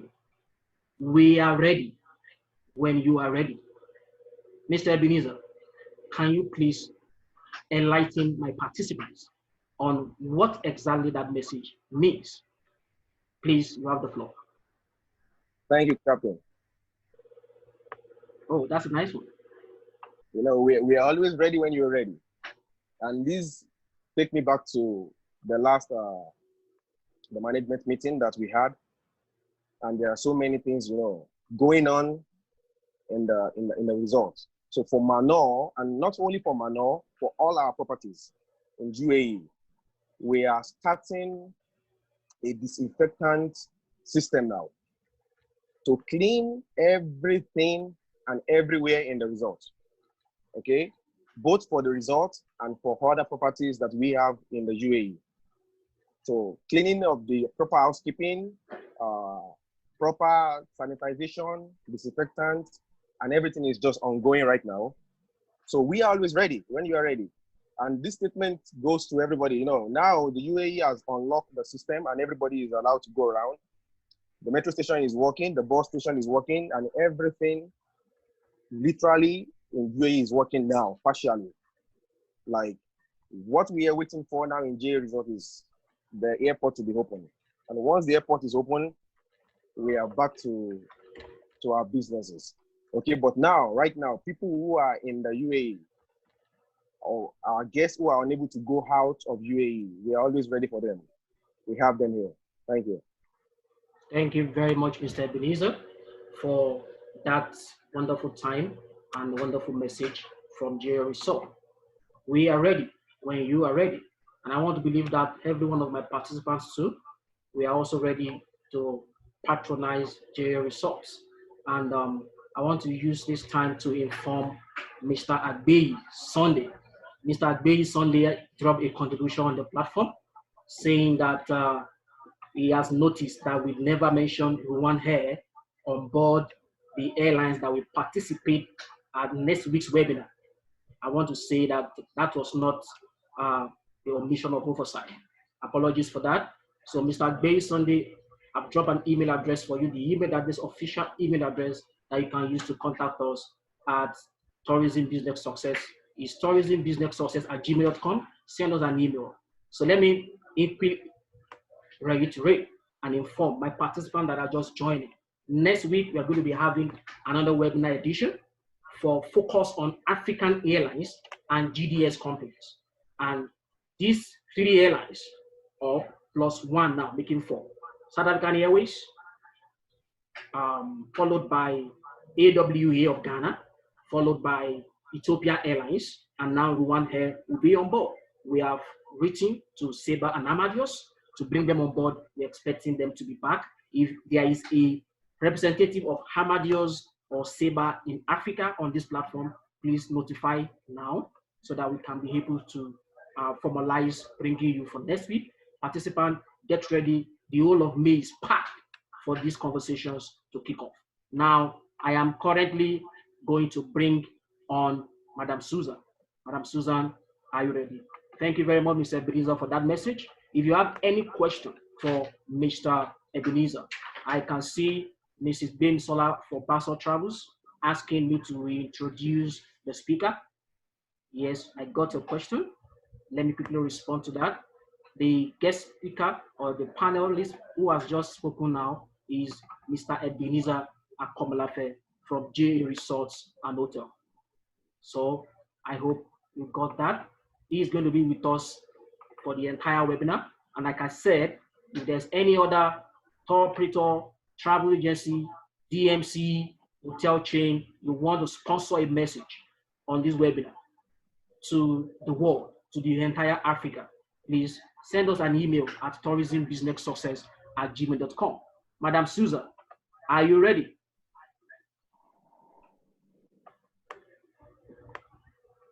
Hello, Madam Susan. Oh, I need to unmute you. Let me do that. House, please join me to welcome my boss, the national president of the National Association of Nigerian Travel Agencies, Mrs. Susan Akporiayi. Welcome on board, ma.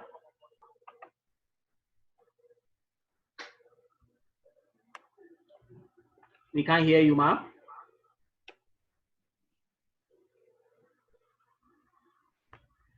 Unfortunately, we can't hear you. If you can hear Madam Susan in the house, can you give me a raise of hand, please? Yes, she's waving at us. I can't hear Madam Susan, but I hope we all can hear her. So if you can hear Madam Susan, please give me a raise of hand in the house. Okay, while we are all doing that, let me quickly request participants. There is no raise of hand, Madam Susan. That means we are not hearing you. Can you help us check your... Yes, we can hear you now. I think there is a challenge with your hands-free device. Oh. We can hear you now. So before we take you on, participant, please connect with us. A participant, honored participant, esteemed participant, connect with us at Tourism Business Success International on the following Facebook and Instagram handles that I just dropped on the chat room.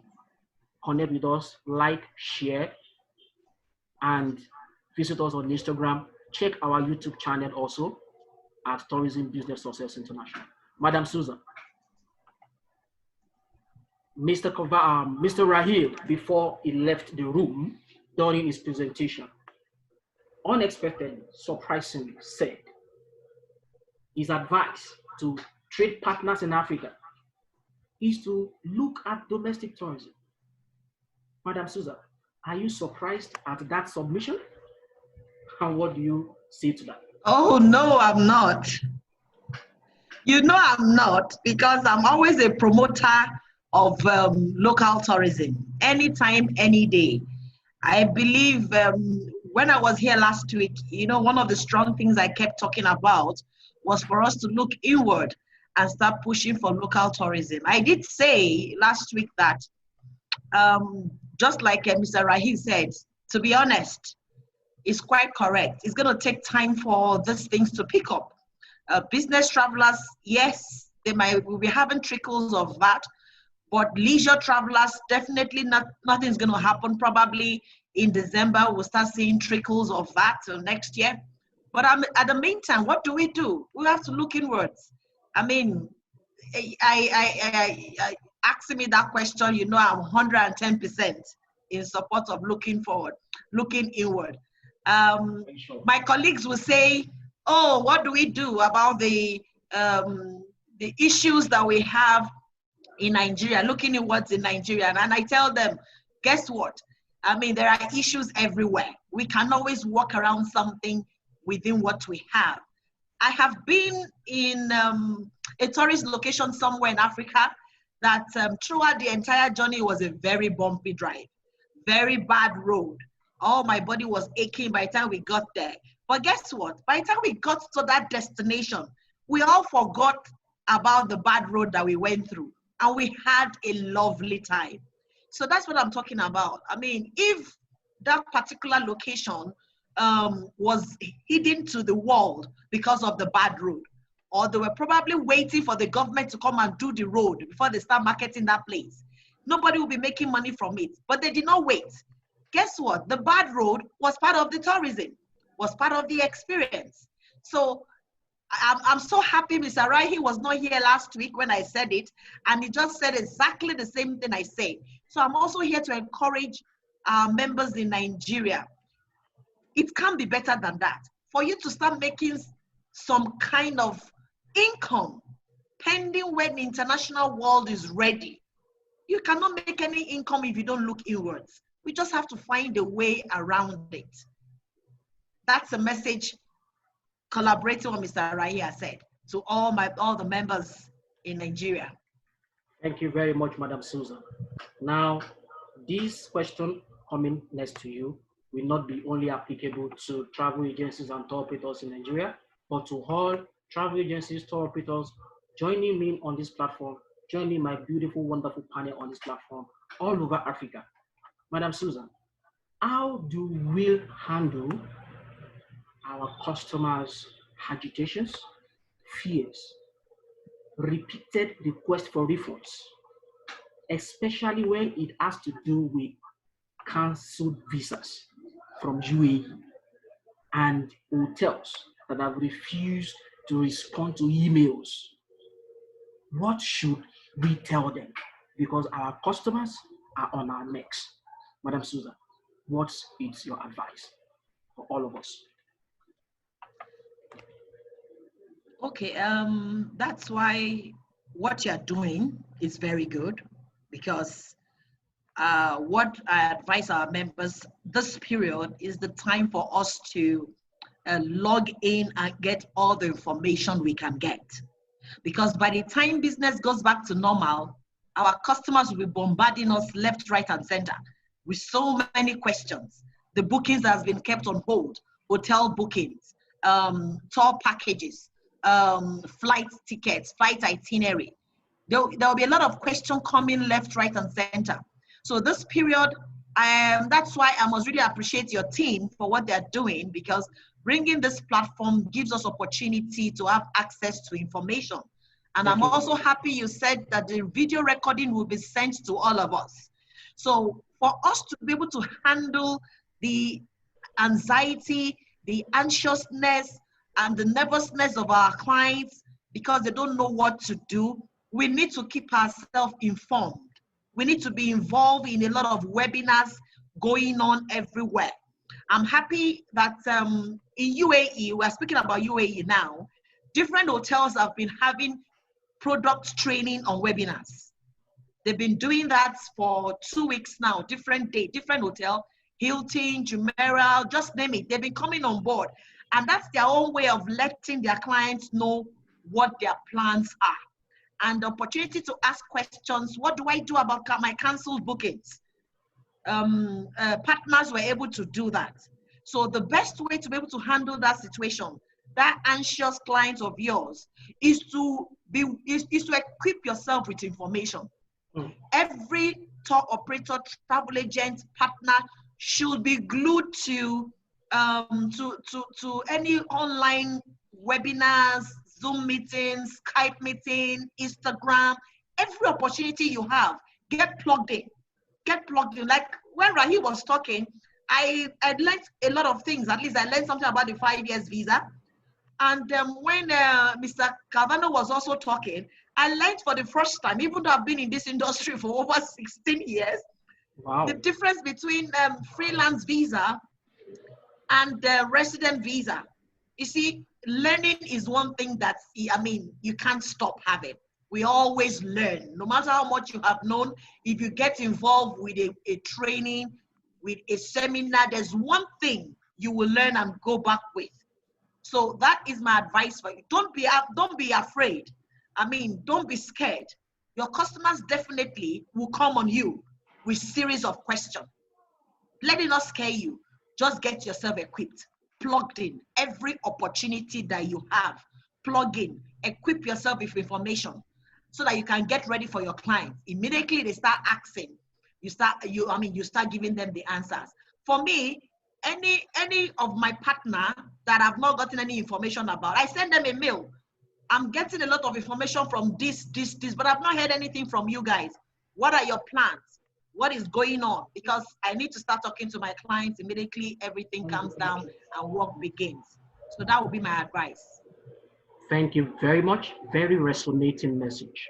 And I want to quickly weigh in on the aspect where you mentioned about the product trainings from Dubai. I want to quickly inform our participants that for the entire month of May, during our webinar series, we will be bringing on different DMCs, not only Dubai, DMCs in Africa, DMCs in Nigeria to promote domestic tourism in Africa, DMCs in other parts of the world. So if you want to sponsor a product training on this webinar, you might want to make sure you send us an email at tourismbusinesssuccess@gmail.com, because we just add a little bit of a sponsored product awareness from JA Resorts and Hotels by Mr. Ebenezer Cost. That was sponsored. So having said that, DJ Baye, I want you to get ready. But before I unmute you, I want to quickly inform our participants that we will give permission to the ambassador of Ghana, that former ambassador of Ghana, to weigh in on this discussion. We are going to be giving particular people, and I also want to see if I can bring on board our president of ITPN, Mr. Oduson, to have contribution. So I want you to stay tuned. We're going to round this up in another 10 minutes, exactly by 5 p.m. prompt. So 10 minutes more, we're going to round up, or a little bit beyond 10. But we cannot just have all these voices in the house that can weigh in on this discussion and ignore them. It would be unruly of us, it would be unpolite. And in Africa, we are very polite. So Mr. Didier, are you there? Yes, I'm here. Good. Before you weigh in on that question I give to to Madam Souza, I also want to quickly ask you, the former ambassador that is on the platform, what is her name? So that I can find her, send her name to my team to unmute her microphone. What's her name, please? The one from Ghana. The one from Ghana, yes. Oh, Ambassador Nancy Sam. Ambassador Nancy. Okay. My team can hear. We need to know what her name is on Zoom, the name she's using to join. So Ambassador Nancy, if you are here on this panel, can you give us a raise of hand? Ambassador Nancy. give us a raise of hand so our team can unmute your microphone. Yeah, I don't know if she's still around, but I'm not sure. yeah, I'm not sure. she was there. She was there before. Then, Yep. having established that, I want to know if Mr. Odusonwo, the president of ITPN, is still on board. Mr. Odusonwo, if you're on board, please give us a raise of hand so that our team can unmute your speaker. We'd like to have your contribution. Didier, you have listened to the response from Madam Souza. Our clients are agitated, fretted, anxious. Madam Souza just gave a very fantastic response. But from your own end, as a DMC expert and currently an hospitality practitioner with Sun International, how have you been handling client requests for refunds, for cancellations, for rebookings? And what's your advice to your listeners, especially? I have many of them that have come to listen to you. I promise them I will bring you back.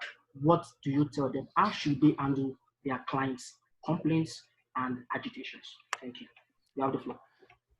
Well, in this period of time, to be honest, it's not about even clients' complaint, anything to do with the coronavirus cancellation or postponement. It's just normal to understand and process as quick as possible. You might have noticed the marketing material flying almost from every destination or every country saying that don't cancel but postpone. That is the message we all driving. So, but of course, there are few exceptions to consider. Also, being an expert in tourism, what I can say, I mean by exceptions is that bookings, groups, or files that were very close to the time the lockdown came might have a different policy applied on those ones than those that were a month, 2 or 3 away. For example, no countries like we all caught up by surprise with this COVID-19 pandemic. Before, let's say, a week before the countries and borders start all being shut down, bookings that were there meant to travel in a few days or a week's time, depending on one organization to another, one hotel to another, there might be some cancellation fees, okay, applicable, which at some point it makes sense, dear listeners. I will tell you why. Because there have been work that has been put towards that. People that sit in the office doing the work, they're still using internet, electricity, and all that. There's logistics. So I'm not talking of 100% cancellation fees, but something, it might apply. Those that were canceled very, very close to the time this thing just hit and everywhere was being closed. But bookings that were far away, a month, 2 months, 3 months, can be postponed easily. That's what I'm saying. But with Sun International, for example, the cancellation policy is very, very lenient, up to 48 hours. You know, there's still 100% of refund, but it depends on, like, that's what I'm saying, that it depends on one sector. This is unplanned situation. Nobody saw it coming. It's not like a client just decided we're no longer traveling. Even if you want to, when airlines have suspended all their flight and grounded them, there is nothing you can do, and it's not your fault. So it's just as easy as that. That is why we are talking of postpone, do not cancel. Even as we talking of domestic tourism, it will not just hit immediately. Okay, it will take time. We are in a situation even within the same countries. You can't move from cities. So we need to start opening up. We need these barriers that's guiding us, protecting us, not to move, not to go anywhere, to start falling, so that we can start picking up the pieces. It will first start by domestically, then nationally, regionally, and then we can move. But again, that's not the rule. We can still be caught up by surprise. We had the guys from our brothers from Dubai saying that Emirates is already planning to start some flight. You could just see that because Ghana lifted the lockdown, they decide to start flight to Ghana, for example. This will connect already Ghana and Dubai. Then when we see that other countries see that this is actually what start happening, and countries we can open up as fast as we think. For now, we're working on what is happening around us. We putting our mind with everything we see. But Captain Emmanuel, things can be different, and that is what we want. That is actually what we wish. We want it to be different. So let's just work with our local authorities and show them that if one can happen, then the two can also happen. To save the industry. We really want to see this happening as soon as possible. And the message today is that there is still hope in Africa. There is hope in tourism. Our stakeholders, key holders in the industry, do not sit and say there is nothing to do. Strategize. We coming up with a massive offers, throwing in, reducing rate, dangling the carrots, book this, get that, to show to the people that things are still fine, people can still travel. So all we need is just for us to get that go ahead. Countries to lift the barriers on. Strange enough, Captain, let me just raise this point. Africa today, I have a question for you once you are done with that point from Madam okay. Susan. Yes, we've locked our borders, okay? Even within Africa and other African countries. But we know for a fact that this virus in Africa is coming from Europe, for example.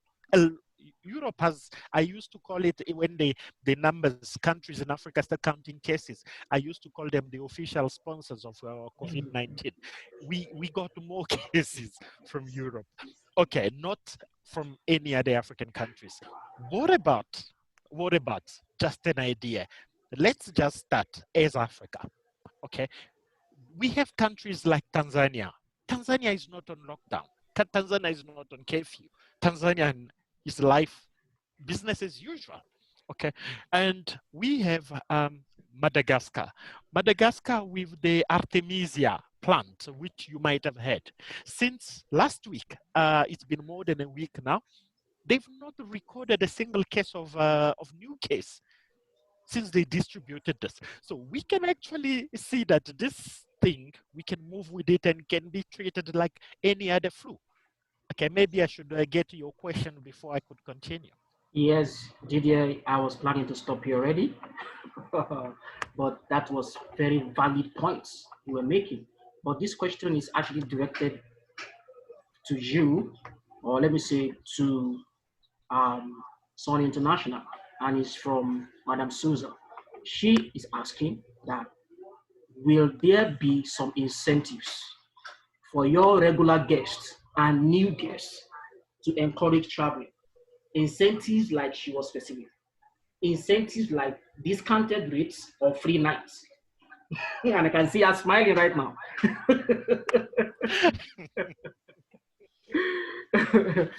So can you quickly respond to that, because we are out of time for this webinar? You know, for you, I can take you to that space behind me free of charge, right? I can make you experience that. That is it. That's not a problem. Incentive, yes, definitely a lot of incentive as a Sun International, because not because we feel there are no clients, but we want to bring confidence as quick as possible. Okay, we brought in already for Johannesburg, we brought in the shopping package, whereby for just booking your accommodation, you get 1,000 rand, a shopping voucher. That's a lot of money, just to do shopping. And things like this. We do have incentive. This is to tell and to send a strong message that business is as usual. We are back to normal. That's why I'm saying people, DMCs, travel agent, tour operators shouldn't just sit and say everything, nothing is happening. Get your packages ready. Get your rate. Contact your suppliers. Different destination. Ask. what is new that we can have ready, you know, to get the attention of the consumers, of the travelers. Airlines need to do the same. As hotelier, we're doing the same at the ground service, so that during that time when we have a kickoff, do you see that it's like soccer? Okay, now the game is gonna start, the referee is holding the whistle, the ball is in the middle. From the time he just blows the whistle, everybody gets into speed. This is what we need to do. This is what the industry, we need to be ready, we need to position ourselves, we need to get everything. Somebody actually wrote, Captain, you didn't ask it, but I saw somebody wrote about the hotels. What about the safety and hygiene and all that?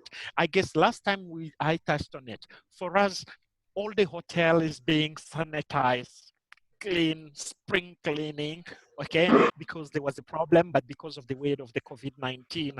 And then the main entrance of each facilities, we have a sanitizing station where clients and guests, we have to sanitize themselves.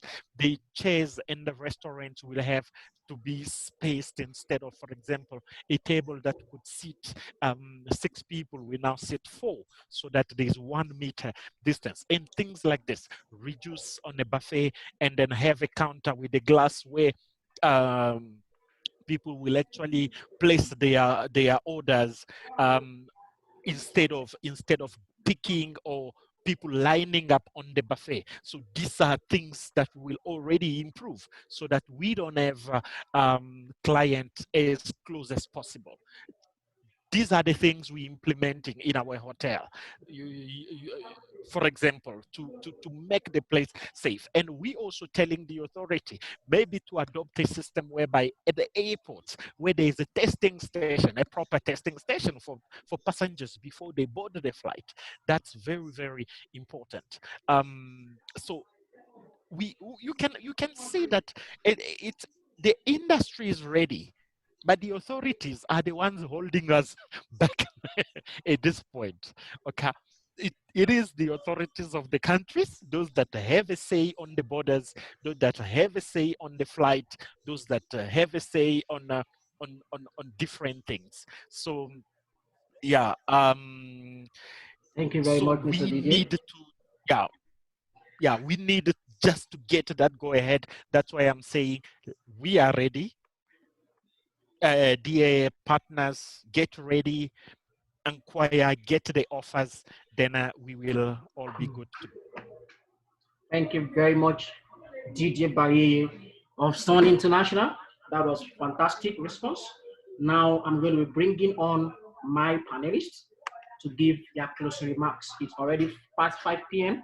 and the maximum time that we have set for this webinar at TBS International is 1.5 hours, 2 hours. We don't want to bore participants, but fantastically speaking, let me quickly do this appreciation and shout out to every participant on this platform. Up till now, participants are still connecting and joining this webinar. Up till now, my team on ground are being instructed to make sure we admit participants. People are reconnecting and connecting, and I want to appreciate every one of you. Don't forget, the whole month of May is packed for discussions, activities, conversations, very valued conversations. Next week, Thursday, we are bringing 4 African airlines, starting with South African Airways, on to African World Airlines, on to Ethiopia Airlines and Rwanda Air. Right now, people are still joining this meeting, and it's very fantastic.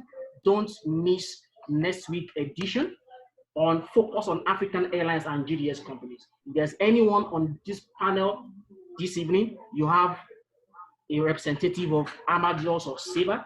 We have been trying to connect with them. We have not gotten confirmation. We want to bring them on board. Please connect with us at tourismbusinesssuccess@gmail.com.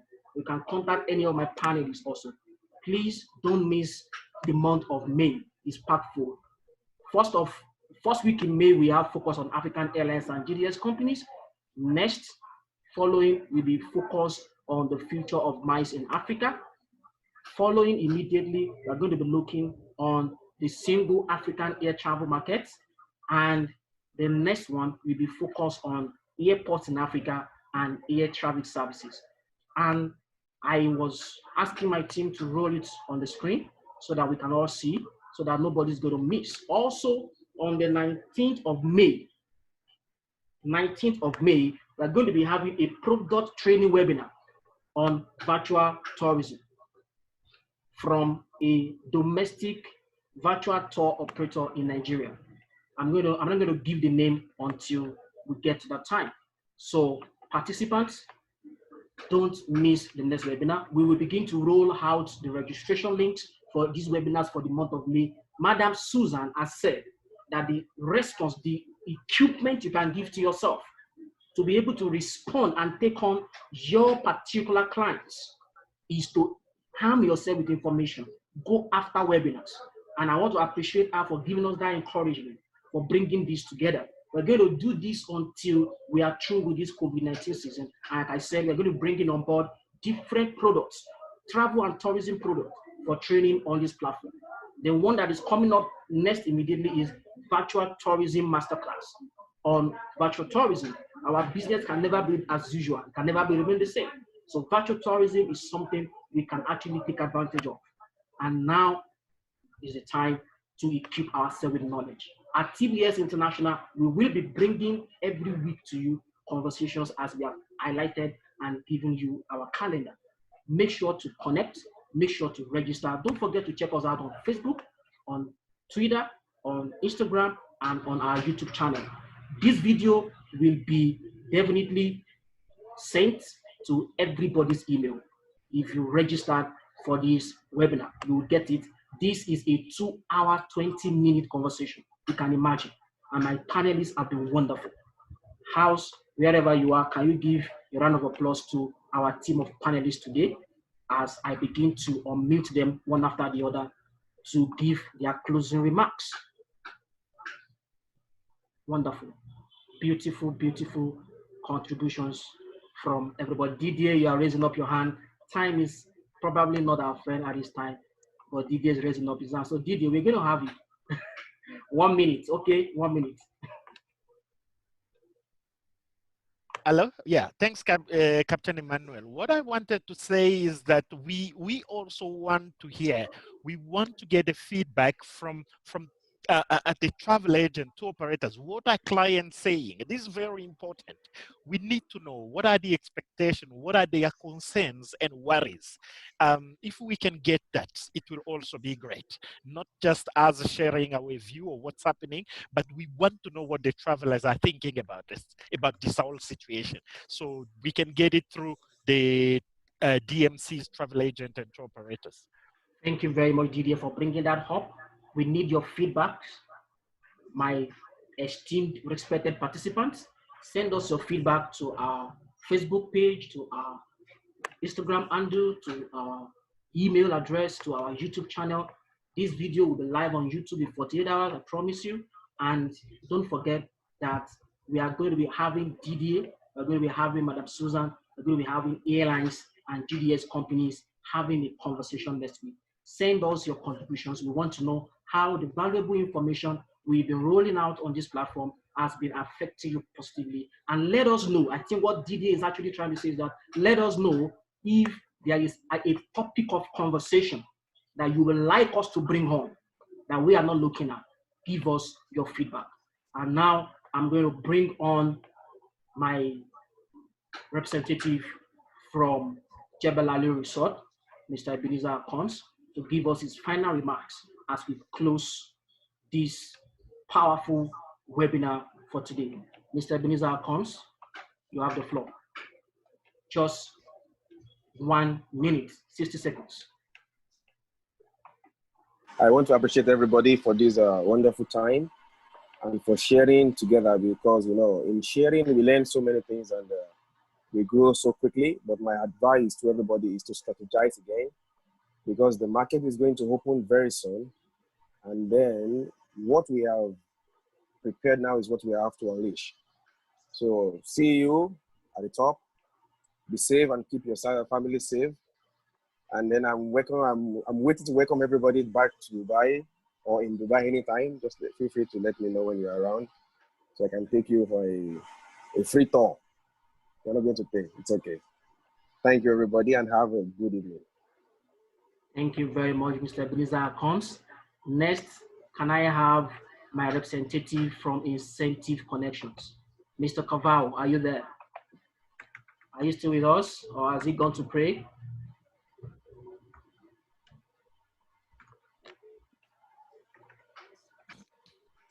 I'm not sure he's on board, is he?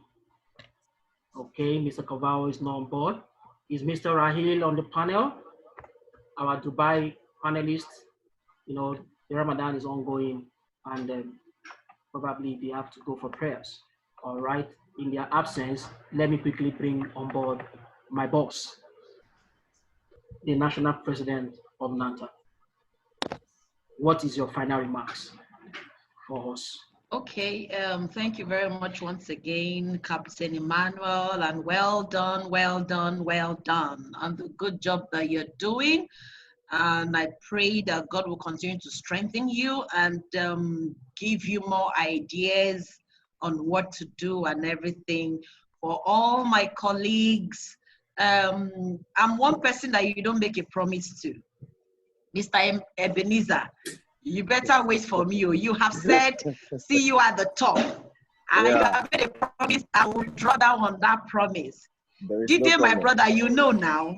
You know. You know me. You don't make me a promise. I always draw down on the promise. If you but know, you I know. want to say thank you. Thank you all. I'm giving everybody warning before time. So any other person that tries to make me a promise, be sure I'm going to collect on the promise. But thank you all so much, Mr. Ebenezer. Thank you. It was very insightful. And if not for this webinar, I wouldn't know about JB Resort, sincerely. You see, I keep saying, no matter how long you've been in the industry, if you join things like this, there's always something you would take home. And I was happy I was here and I got to meet you and I got to know about, your beautiful resort. That's a wonderful addition to my knowledge. Didi, as usual, there's always something to learn around you. You are such a warm person to always be around. There's no dull moment with you. Thank you very much. And like Mr. Binza said, see you all at the top. Thank you. Thank you, thank you, thank you.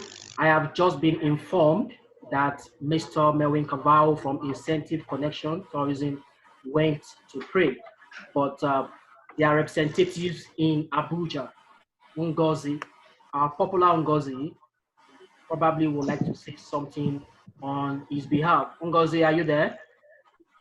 Yes, I'm here. Can you put on your video so we can see you? Yes, I'm here. Okay, Ngozi, on behalf of Incentive Connection Tourism and on behalf of Mr. Kavau, what is your final remarks? You actually was very instrumental to the partnership between TBS and Incentive Connection, and I know your place is very popular here in Nigeria among our travel agencies and tour operators. Just 60 seconds, your final remarks. Okay. Yeah, I want to say thank you for each and everyone that have been doing business with us here in Nigeria, and we are ready to give you more packages, and we are ready to, the Incentive Connection is ready to start up business. We are putting things in plans immediately after the COVID-19, and we are ready to give you good rates and nice packages. All right. Dubai. Thank you very much. Madam Susan, it doesn't look like we missed Stella today. It doesn't look like we missed Stella. Oh, yes. Right. See, we ended up having a beautiful time without her. You see, like I told you, there are very powerful people there in Dubai too that can equally give us what we want. And I believe we've all learned from them, from Mr. Rahil, from Mr. Calvano. Hey, Ngozi, hi, how are you doing? Good to see you. I'm fine, ma. Thank you, so ma. It was a good one. I mean, all things work together for good, like they say. Abi? Thank you very much, Madam Susan. Yes. However, we still want you to help us to communicate. Maybe you help us give the feedback of today's webinar to Madam Stella. Probably anytime. Oh, sure, definitely. To make public comments, she should be. We will be waiting and to welcome her on this platform. Thank you very much, ma. Now I'm going to open the mic for my chief moderator of today. He was actually asking a question, but Ambassador K, I don't want you to ask questions. I just want you to give your closing remark and appreciation to our participants on this platform for today. So, Ambassador K, are you there? Okay, I'm unmuting your mic now.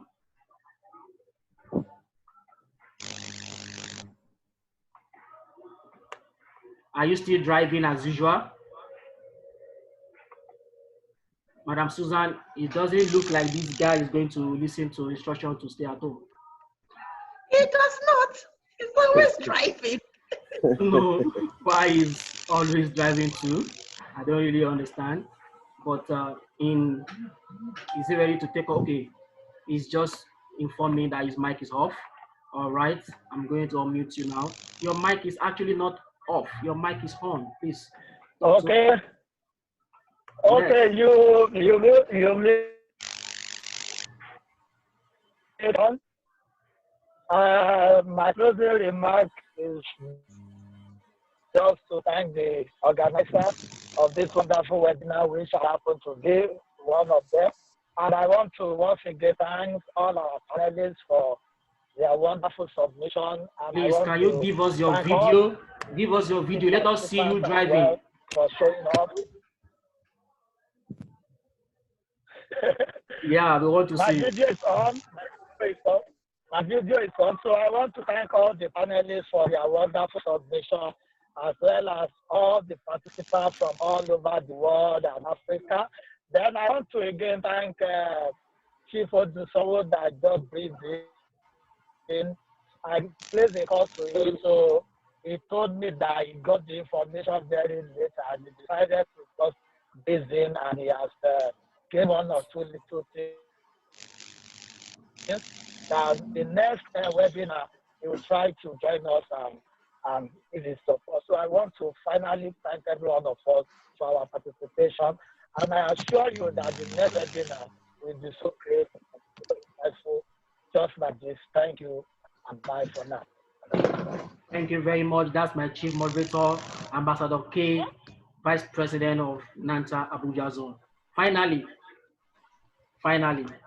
my wonderful, powerful, supportive panelist, Didier Baye, who has been very instrumental in making this webinar successful. Didier Baye, you already know we are out of time.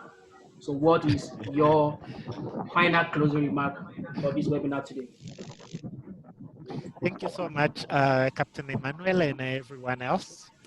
Madam Susan, thank you so much. I'm ready when you are, you know, always ready. To the team and in Dubai, we say thank you so much for joining and sharing your knowledge with us. Our message to you, since you guys have the massive airline, you know, you service Africa more than any other airline in the world. Tell Emirates guys, Africa is ready. They just have to start. People need to move around. We are ready. And yes, to anybody else who has joined, guys, we say thank you so much. Allow me to acknowledge yourself, Captain Emmanuel, Madam Suzanne, Rahil, the ambassador or ambassadors in the house, Mr. Ahmed Naman, who's the CEO of Dodi Travel in Ghana. Geraldine with the Rover, what is it again? A Nova Rosa or something like that. Travel. I don't know where she got that name. It sounds more Mexican or something. And we also have a representative of Air Austral in Mauritius. She's been with us since the beginning. And then yes, Air Austral is the massive airline in Reunion Island, actually, but they managed a big branch in Mauritius. Giovanna, thank you so much. You're such an amazing person. Share with the rest of the team and anybody else, guys. Thank you. We next time we'll bring you the amazing stuff. We'll share more secrets as we, especially here in South Africa, as we're moving now from level 5 of of lockdown into level 4, which means that we loosening up a little bit, so we get more update in terms of travel sector as well. On behalf of myself and Sound International and Africa, we say thank you for joining us, and we look forward to a great, massive, guys, the catching up will be as fast as nobody is seeing it happening. We shall definitely catch up, and very, very fast. Captain Emmanuel, thank you. All right, Didier Bayeye, thank you very much for having you. For your information, Ms. Geraldine says it's Nova Roaster, and the name is Portuguese for new face. So yes, take note of that, okay? Nova Roaster. All right. Yes, we also acknowledge Kojo, who's following us from London. Kojo from London. This is fantastic. Thank you very much, all our participants. Thank you very much. We really appreciate you. Giovanna Air, Austria, Mauritius. Yes, thank you very much. The chat room has actually been very busy today, and you can imagine that we scheduled this webinar for 1.5 hours. But as I talk to you right now, we've done more than 2 hours. Sincerely speaking, the conversations about our industry is not what we can exhaust in a webinar. And that's why we've scheduled these webinars to different focus on different topics. As I'm talking to you now, Estuala Nwokolo is waiting in the waiting room to join this webinar, even though this webinar is coming to a close. And at this junction, I want to appreciate my panelists once again. I want to say thank you for making yourself available. Madam Susan, I want to really, really appreciate you, because I can't imagine how busy your schedule is as the National President of NITA. Thank you for taking time out to be with us on this webinar. And I want to say to all of you, see you in the next webinar. Didier Bayeye, let's do this again next week. Get me all those airlines on board for next week. And then Ambassador Sake, thank you very much for your time. My Dubai panel members, Mr. Americ Kavao, Setting Tourism Connections, Mr. Rai Shaikh of Global Pacific DMC, Mr. Ebenezer Combs of JA Resorts. Thank you very much for your time. JA Resorts sponsored that message. If you are interested to sponsor a product training, a special information to go across to your panel, we have almost about 100 panelists. As minimum, we had nothing less than 75 people on this panel. If you want to share a message about your agency, your DMC, your tour operator, send us an email to tourismbusinesssuccess@gmail.com. And don't forget that we have a product training webinar for May 19, which is tagged Virtual Tourism Masterclass. Thank you, everybody. And at this time, on this hour, on this minute and very second, I'll bring this webinar to a close. Thank you all, and see you next week, Thursday, 7th of May, for Focus on African Airlines. Thank you. And GDS. All right. Bye, everyone. Cheers.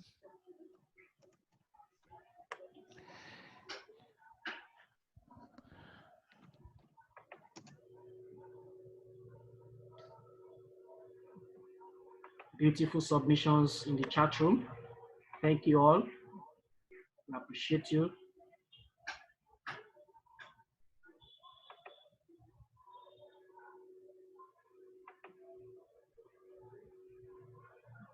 Wonderful. Thank you for your comments. Thank you. Special regards to NANTA President, Madam Susan. Ms. Geraldine is giving you some regards. Special regards all the way from Mauritius.